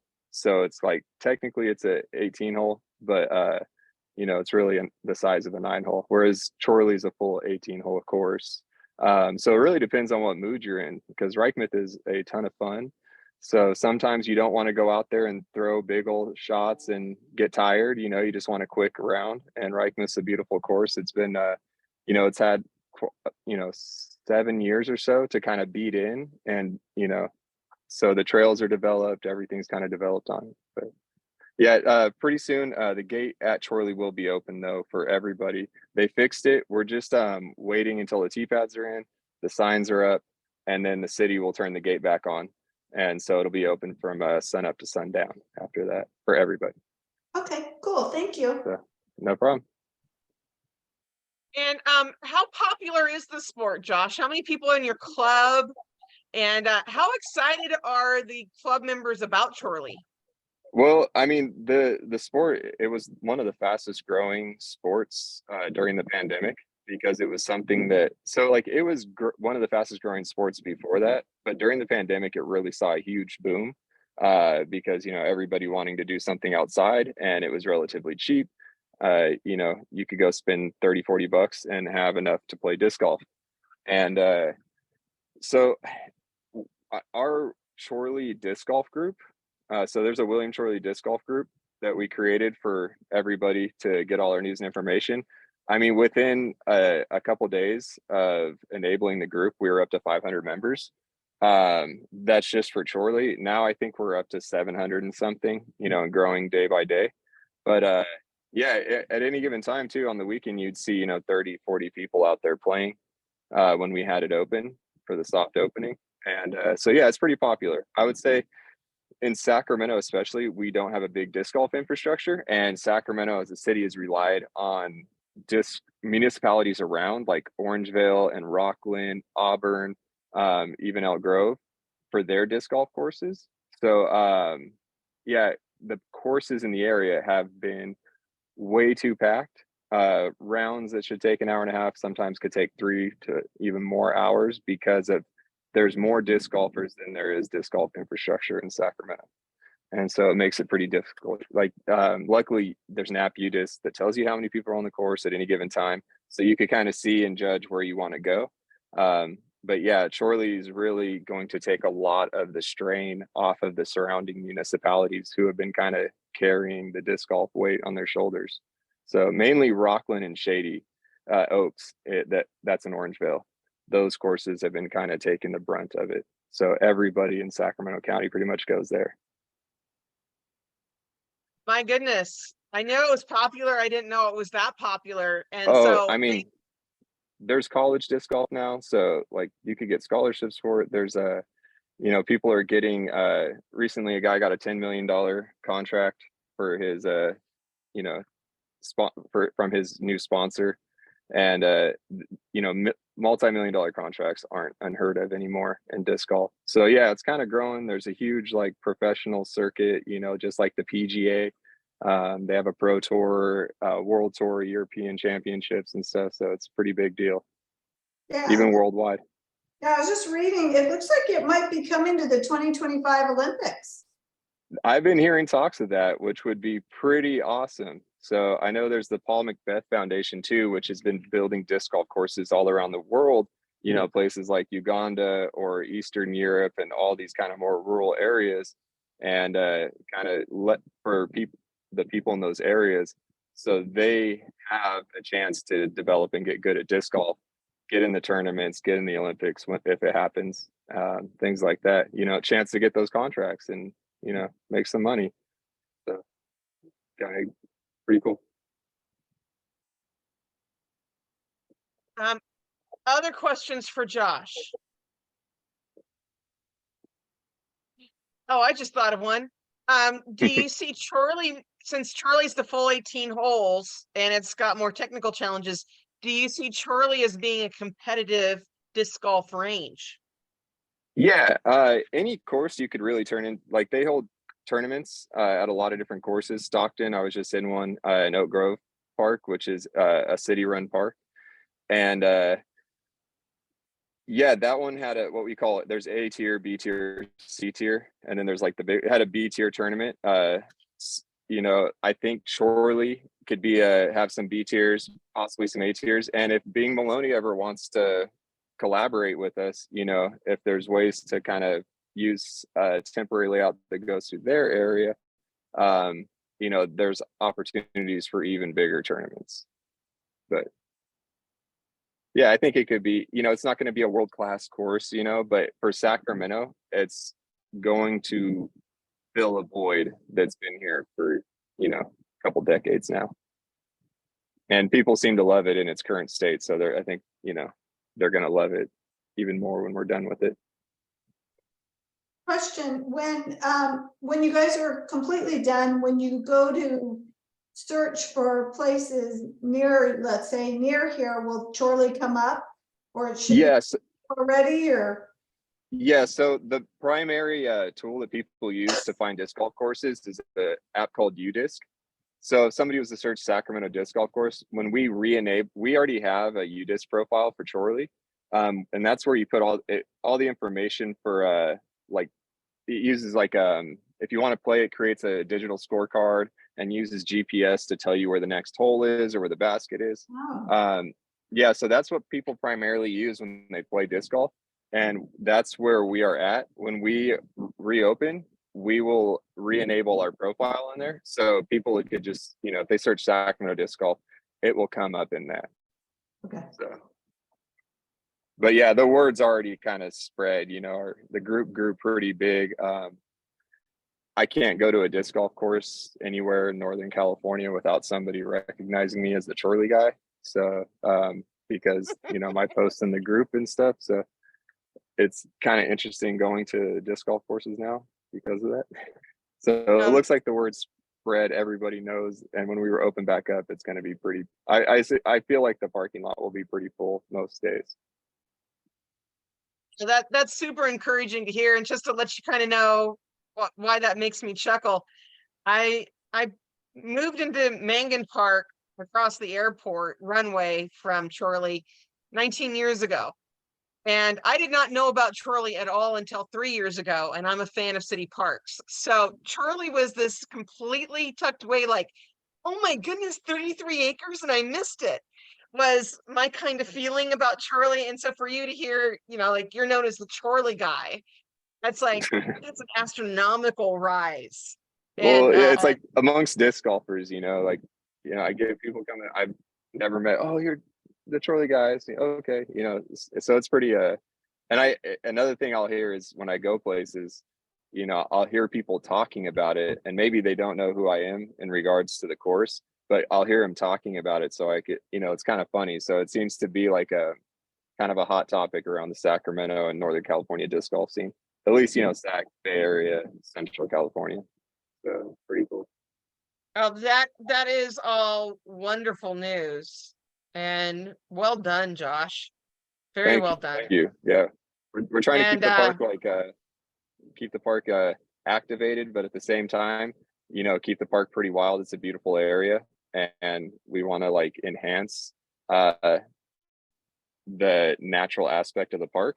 So yeah, a lot of plans for it, and I think give it another 2-3 years, because these things take time, but it'll really be transformed into something special. Well, Josh, you are going to remain on my invitation list. I hope that you will come to other Mangan Park meetings, perhaps not as a speaker, but I want you to know that, you might not live here, but if you are spending a lot of time in Chorley, especially if you're the Chorley guy, you're always welcome at a Mangan Park meeting. All right, awesome. You are a part of our community now. We're all neighbors, so we're all down here in this area. Yeah, I appreciate the hospitality, and yeah, you'll see me around. And if anybody has any questions, especially if they see disc golf as a solution in another area of the city, you could always reach out to me. I could put my email address out there in the chat, and Matt and Lindsey King have my contact info too. So. But thank you very much. It's been wonderful meeting you here and having a chance to talk about what you've got going on there. And I will do my best to pump it up even more. I know you're probably like going, no, there's gonna be enough people. But we love the support, because something like this, it's like overwhelmingly we get a lot of support, but occasionally you get a couple people that just want to be pretty vocal and they just don't, change is scary and stuff. So it's nice having all the support, and especially from the community, the people that live around it and whatnot. So it means a lot to me. So go ahead and pump it up. We'd appreciate it. All right. Can do. All right, Will do. I'll give you your meeting back. I appreciate it, everybody. My phone's about to die. Have a good night. Thank you. Same to you. Bye. And there was a question about where the entrance is. Lindsey can answer better than me, but the entrance, I believe you get there from 20th Street and Florin. Don't do the light. If the light is at 21st, don't do the light. It'll take you off to the side and you can't get to the park. You have to go one more down, which I think is yep, there we go. 7063 20th Street. Thanks, Lindsey. So Florin to 20th, turn north on 20th, drive to the end where you'll see the gate. And Josh has also put into the chat that the disc golf email address is sacramentodga@gmail.com. So I'll read that into the record. Yep, sacramentodga@gmail.com. So, Lindsey, hi. Lindsey King is our District 5 Parks Commissioner, and she was actually supposed to be the main point of the conversation tonight. And oh, she's telling us that Google Maps takes you to the wrong location. So always use the address, which I believe was 7063 20th Street. Lindsey, tonight the conversation's gone completely different directions. Hi, I'm so glad you're still here. How are you today? Hi, thank you for having me. I'm happy to talk to you guys. I'm happy to be here. Really good information shared today, for sure. It has been. So it's been a tough call about, do I cut off the conversation or do I kind of roll with it and wait and see how things go? So you can tell it's left me a little torn, but you're still here and it's after 7:30. So I have hope. So I don't want to keep you guys too much longer. Everyone's going to get tired here. But there are a couple of things you want to tell us about parks and D5 right now, and maybe we revisit some of the park stuff and at the September Mangan Park meeting, because I was just talking to aquatics today. Sean Swanson will come and talk a little bit about aquatics in September. And Cody, who's been managing our pool this summer, he was like, yeah, I've got some ideas for the pool for next year. And I was like, well, by September, will you be ready to come and talk to us about it? And he was like, that would be awesome. Yeah. So I'm hearing that Sean and Cody might come back to the September one. So maybe we'll revisit parks at the September Mangan Park meeting. But I definitely want to hear whatever you have prepared for us tonight, as far as what you think we should know about tonight about parks and D5. What's going on in the Parks Commission? What are y'all working on? And Okay. are there some things we should know? Sure. So real quick, I'll keep it very brief.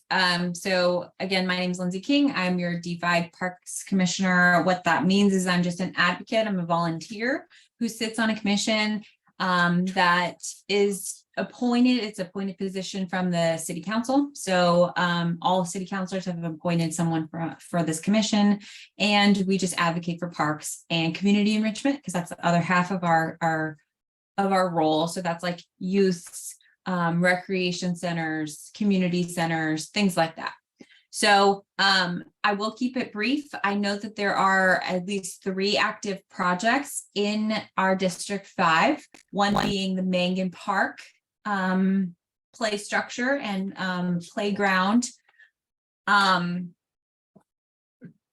like revitalization. So that is about 80% complete. I have, as of Monday, there was some striping and like basically marking the courts and doing some work in the parking lot. So all of that's still ongoing, but it should be almost done. So 80% done, which is awesome. Other projects are the McClatchy baseball field project. They're updating the second baseball field at McClatchy Park. So that is funded and plans are being drafted right now.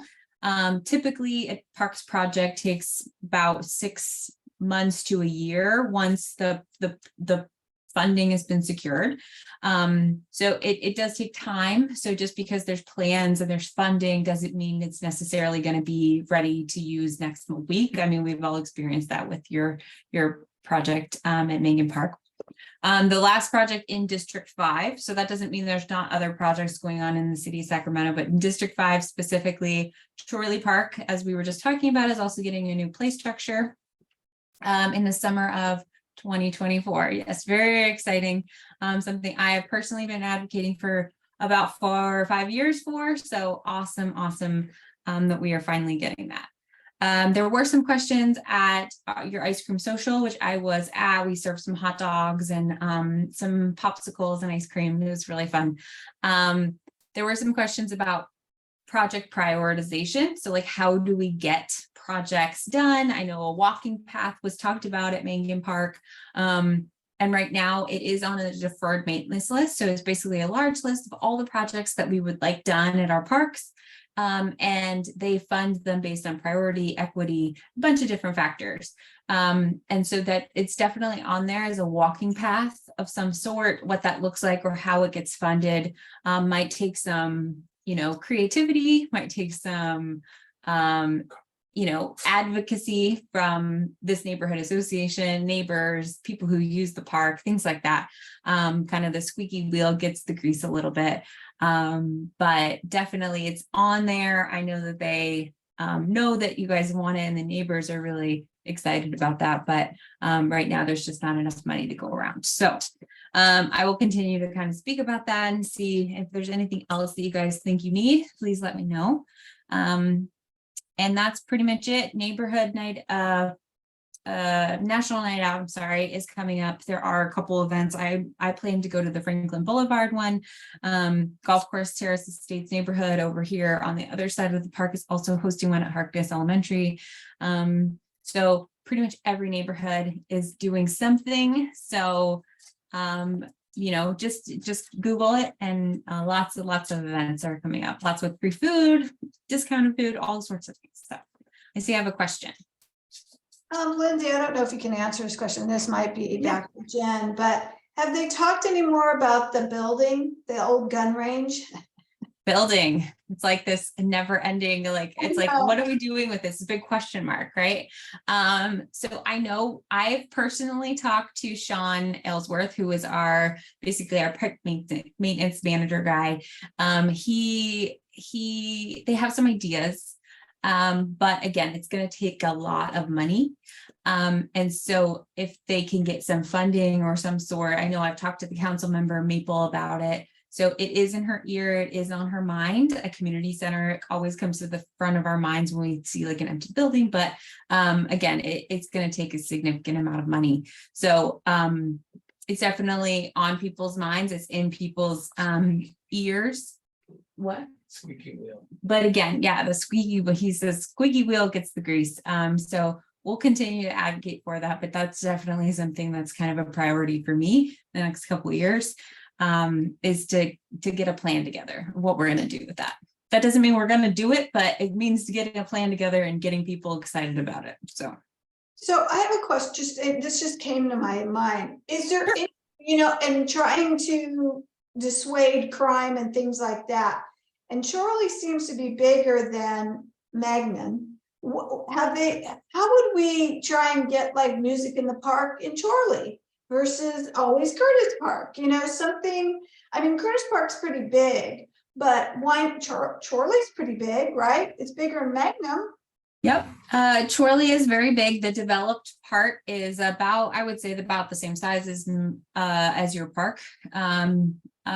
So there's developed areas. So we have a soccer field, a play structure, like a grassy area, benches, that kind of thing. So it's I would say it would be an equitable size to Mangan. The undeveloped part, that back in the woods kind of part, is beautiful, but it's a little more natural. And so it's not ideal for like a large, huge event, because it's not as like wide open as like Land Park or McKinley Park or something like that, where it's all grass. However, I'm part of a neighborhood or community association for Chorley Park specifically, and we do events. We did one in June, and it was fairly large. We had about 400 people. There was a band, there was a car show, that kind of thing. So definitely on the docket. We want to get people, really excited about the parks in South Sacramento. So that's kind of my goal, is to get more events and more projects going. Neighborhoods and neighbors that are excited to volunteer and do things like that is always excellent. It's always really appreciated. Okay, thanks for that. Yeah, it's nice to meet you. Me too. And I'm going to answer your questions just a little bit, Rebecca. The difference between Mangan Park or Chorley Park having music in the park and Curtis Park having music in the park is the strength in numbers of the board of the neighborhood association. That's point blank. It's not the size of the park. It's how much manpower do you have to organize that? Land Park has those kinds of events. They have a board of 8 people. Curtis Park has music in the park. Some of their board members are paid, and I think there's like 10 or 12 of them on the board. So they're long-standing, well-developed neighborhood associations with deep connections into different civic parts of the organization. And so they have an easier time doing that. Can I tell you that Matt and Lindsay and I talk about bringing those sorts of events to our parks? Yes, we've been talking about it for a while. We are working hard to get our parks to where they are, but we're suffering from a lack of manpower. We need volunteers who want to help organize it, because I'm already working on other areas to keep the neighborhood going, for me to also try to add on top of it, getting a major event going all by myself is not possible. So the more people that want to come in and volunteer and work with me, if Mangan Park had an event director and one or two people to work with the event director, and they could do that kind of event, and we were to start working on it in this fall, so that we've got it up and running by June or July of the next year, that would be perfect. We could do it. But typically these events need to be started, the planning for them needs to be started 9 months out of the year. And it works best if you've got at least 2 people on it, at least. You'd be surprised. Once you sit down and look at a permit, you'll get why 4 or 5 is better. Because the permits are 20 pages long. And Matt and Lindsay know this very well. They managed to get a complete city grant for running an event this past June, but they were working on it last October. Lindsay. Oh, no, I was just raising the roof. Whoop, whoop. Oh, that was a raising the roof kind of a thing. Whoop, Yeah. So their Chorley Park Association has like 5 or 6 really active, like, I will tell you, I've been with them and they talk every day. And so they could get a large event city sponsored together in Chorley Park last June, but they've got serious core of 5 people communicating every day, working together on multiple things, one of which was an event. So when we get to that place, I want to do that. I have dreams. I will tell you, I have dreams and visions. And I'm waiting for the people to come up alongside me and make that happen in Mangan, because that if we really did have huge park events popping off and on all summer long, May, June, July, August, September, Curtis Park, Land Park, Mangan Park, Chorley Park, and they do have stuff going on down at Canal. I mean, it would make our part of town feel so vibrant and so well connected and lead to a sense of well-being, and that we really do, share and belong together. So we share that dream. Talk to your neighbors. I'm very happy to do more in-person meetings that aren't our monthly meetings. There's no reason why this is our only meeting. This is just the one where I bring in outside representatives and record the meeting to make certain that people have a chance to get the information who couldn't attend. But absolutely, I would love to partner with other people in the area. Hollywood Park also, I think Mangan Park was intended for Hollywood Park. I don't think that, the 8.5 acres was meant just for our 450 homes. I think it was also to share with Hollywood Park. So Hollywood Park and other Mangan Park neighbors want to come together and start working on an event. I'm right behind you 100% of the way. That's definitely a conversation we can continue to have. Don't lose my contact information. Let me know when you want to sit down and talk, because I'm available and I'm looking for people, and I'm excited at the thought that we might be able to. And talk to your neighbors and invite them to these meetings and get them in contact with Jen or just, that's the best way. That's the best way, is to really connect with your neighbors and say, we want to do this and we need some help. So that's how you get things done. Yeah, the participation for Mangan has been, we just don't get that much, right, Jen? So here on the record for everybody, I love the way people say, oh, that's wonderful. Yes, I want to participate. It makes me feel really good. I love hearing it. However, you can send out, a month in advance, save the date. 5 days beforehand, here's the link. Don't lose it. And within 2 hours of the meeting starting, resend out the link and say starting now. And we're not getting as many people who told me. And sometimes I do postpone the meeting because within the last day or two, people were saying, yes, I will be there. Yes, I will be there. It's on my calendar, and I don't see them. And I don't want to start the meeting without them because they seem so committed. So there is an element that people need to feel committed.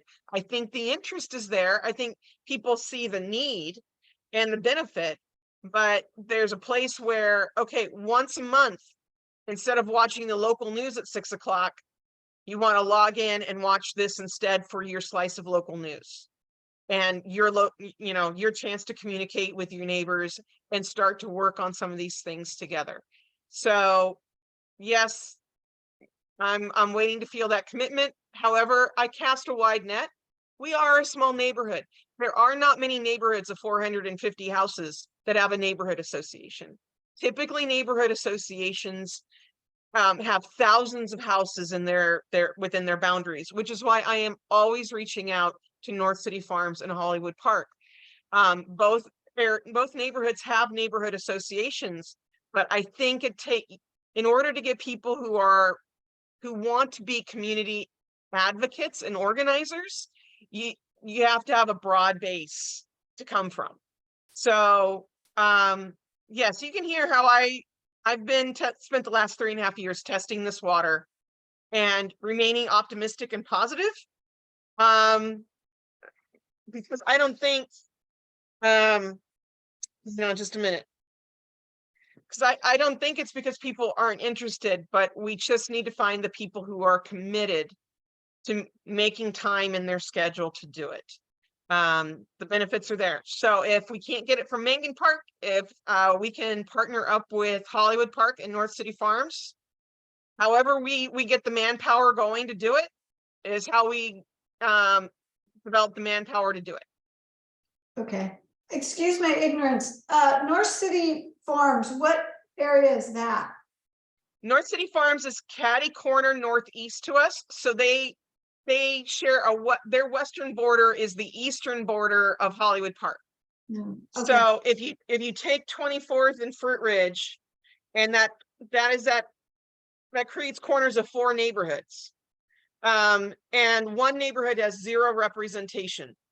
So you've got North City Farms on one corner, Hollywood Park on another, Mangan Park on another, and then one we loosely call South City Farms, but I can't find any documentation that says that that's South City Farms. It's just kind of like an urban thing where we call it that. So Brentwood, and below Brentwood is part of us. Brentwood is totally different too, and then Fernandez Track, right? So you've got what we call South City Farms, Brentwood. I think a little bit Fernandez, and then below that is Woodbine. And now by that time you're down to Florin Road. Okay. So that's the order of operations. And then on the other side of 24th, you've got Mangan Park, the airport, and Golf Course Terrace Estates.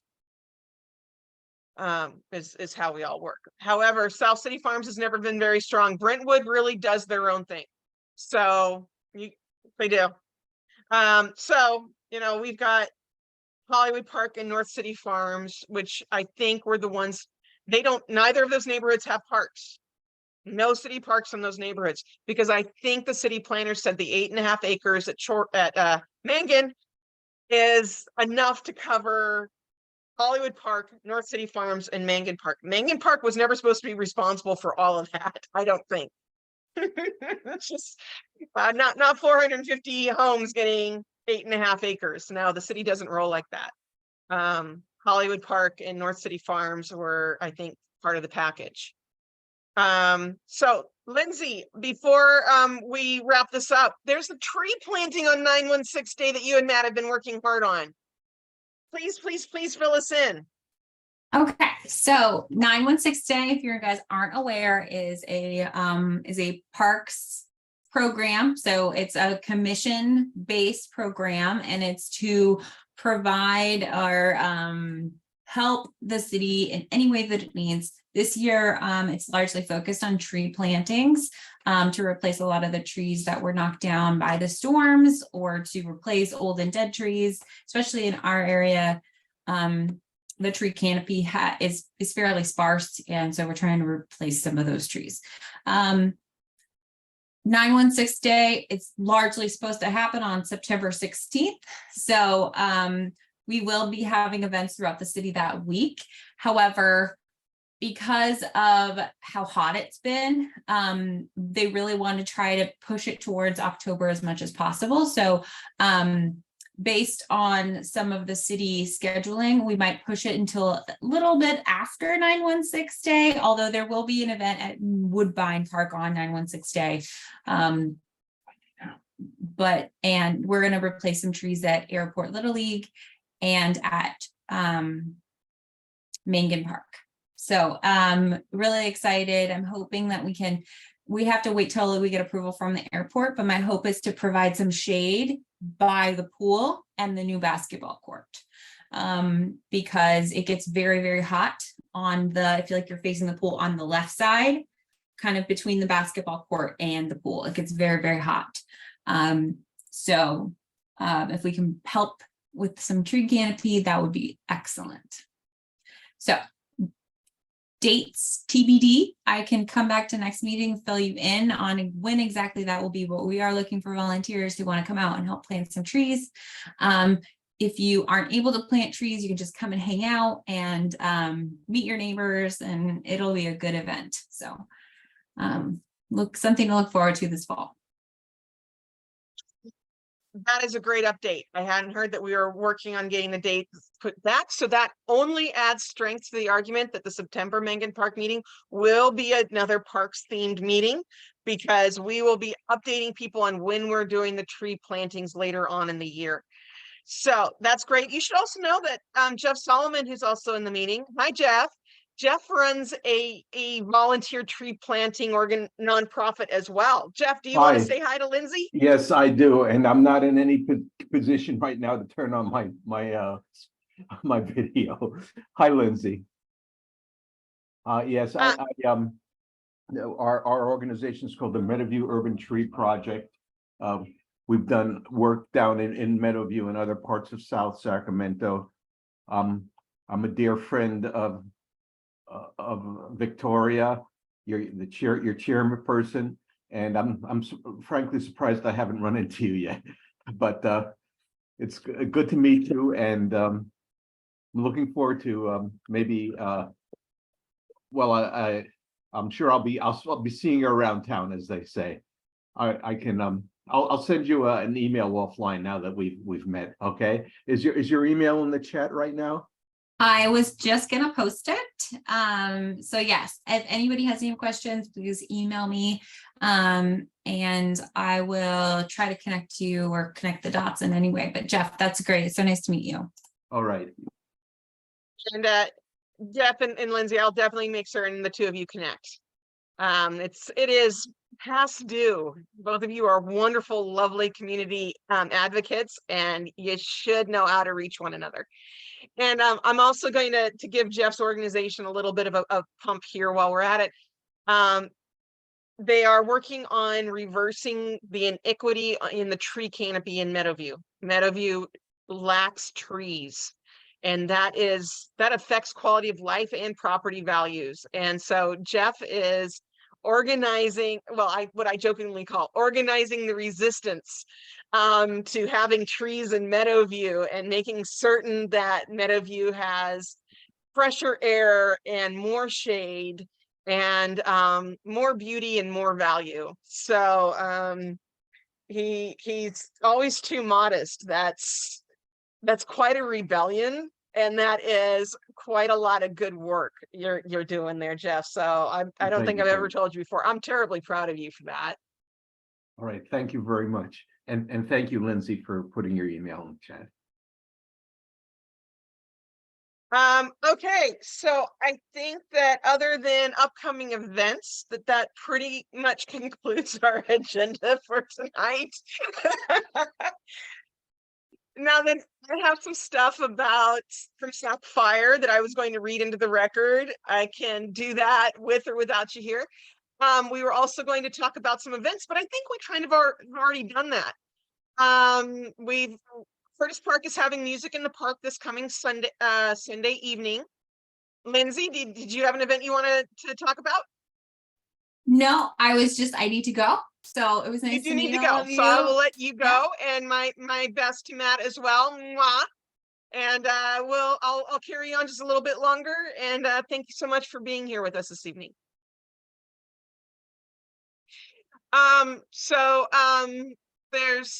There's some events. I was talking, the Curtis Park is doing music in the park this coming Sunday evening. I don't know exactly when that starts, but go ahead and look that up. I'd like to be there. I'm seeing how many people want to go with me. That sounds like a lot of fun. And then let's see here. We already talked about National Night Out. It's basically woven throughout the meeting. So, yep. Southland Park is doing one that we haven't mentioned yet. And then Centennial Methodist, Marion, you're organizing the one, the Centennial Methodist in Hollywood Park. Yeah, and I think we've lost count of some of the other ones that are going on. So take your pick which corner of the South area you want to be on. That one's coming up. I think September 30th, Land Park is having their Parktoberfest, which is their updated version of Oktoberfest. So save September 30th in Land Park. I think they might be doing that at Tiny Town. Yeah, I need to go look at the flyer a little more. Don't quote me on that part, but I'm pretty certain it's September 30th in Land Park. It should be on their website if you want more details. So those are upcoming events. Did I miss any? Are there any more upcoming events in the area people want to put a shout out about?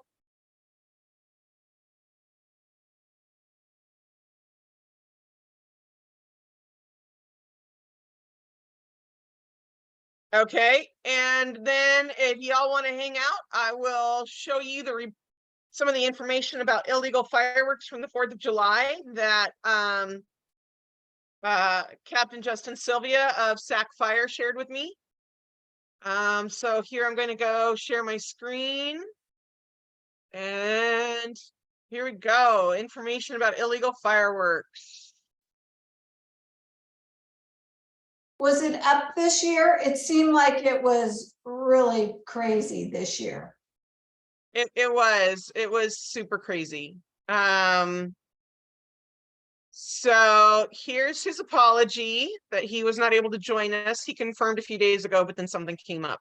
And that happens all the time with first responders. I'm extremely patient with them. Okay, so here's the word from Captain Sylvia about the 4th of July for SacFire. We responded to over 300 calls for service on the 4th of July. 103 of those were for fires, including 7 confirmed structure fires. At least 2 of the structure fires were caused by fireworks. We received over 1,300 reports through our hotline and our new app for illegal fireworks. Our prevention division had staff out in cars collecting evidence, evidence to issue citations to the property owners where these illegal fireworks were being set off.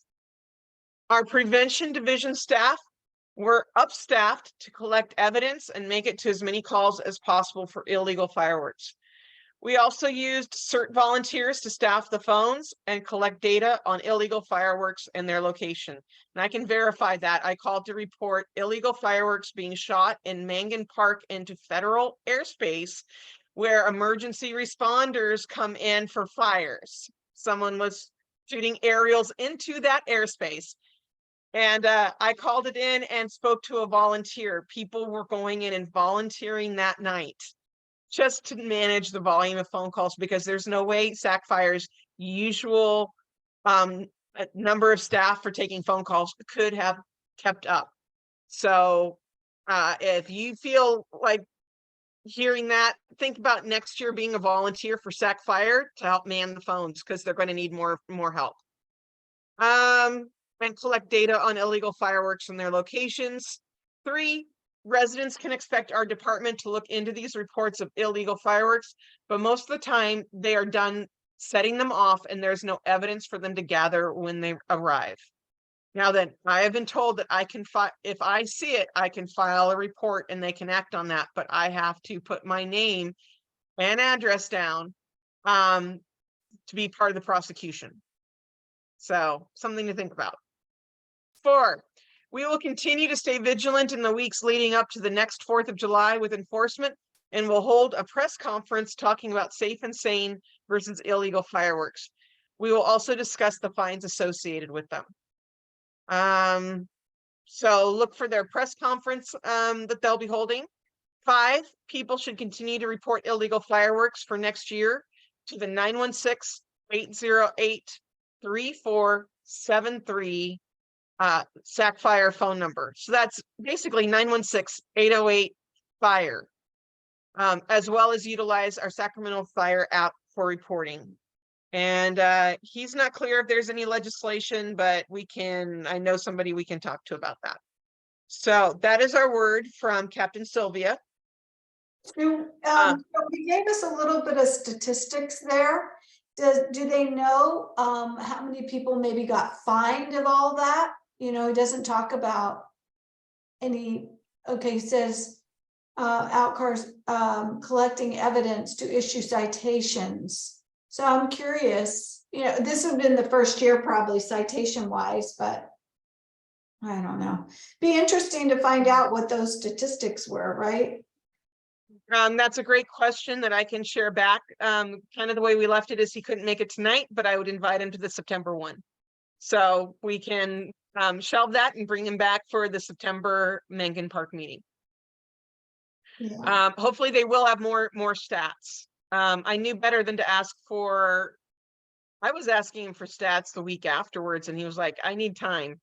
So I asked him again, and this is what he was prepared to share. So hopefully in 2 more months he can give us more. I'm really interested in those structure fires and how those investigations turned out. I was hoping most of the investigations would be concluded after 3 weeks, but apparently they are not. So hopefully by September we can find out how those investigations turned out. Do you know what the app is? Is it just you just go online and look and say Fire app or something, Sacramento Fire? I am not certain how to do that myself. Because he says it's a new app. Right. So they've been the Nail app for the last couple of years, and apparently they are no longer using Nail. They have an app of their own. And my guess is that, yeah, go to the Google Play Store and see, you know, ask Google to give you the SacFire Firework app. I haven't done it myself. I can't tell you that works, but that's how I would imagine we would get there without Captain Sylvia telling us exactly.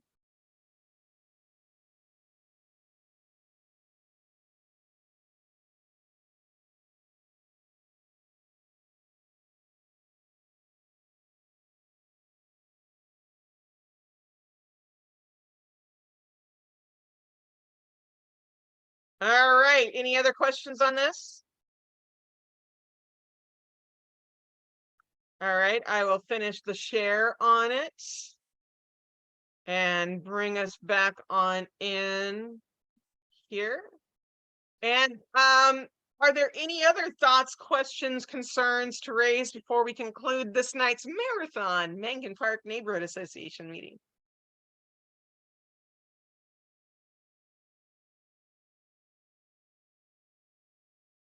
I'm good. All right then. Just to really make it clear, I'm not currently planning an August Mencken Park meeting. I got to do a few other things in August, and so I'm taking August off. And we should be back on the 4th week of September, and I will between now and then definitely be trying to firm up an exact date. We tend to meet on the fourth Monday or the 4th Wednesday. Seems to be what works out for most people. So, you know, pencil those ones on in, and I'll definitely let you know when I can get Cody and Sean and Lindsay and Captain Sylvia all back into the same room together. so we can finish up this meeting, because I already know that I'll be talking to those four about when they can come back and talk to us some more. So do not expect a Mangan Park meeting the 4th week of August. That does not mean that Mangan Park might not have in-person meetings amongst ourselves. I look forward to having some of those, but the next recorded meeting I'm expecting to be the 4th week of September, when with some more city representatives. And my brain is full, but it's been delightful, and I've really enjoyed the conversations tonight. It's been rich, and rich is poured upon that. So thank you so much for a wonderful night of conversation. The recording should be up in the next 2 days, and both of you will definitely be hearing from me very shortly, whenever we can get something else going. So Okay. best wishes Thanks, until we meet Jen. again. Uh-huh. Good night. Good night.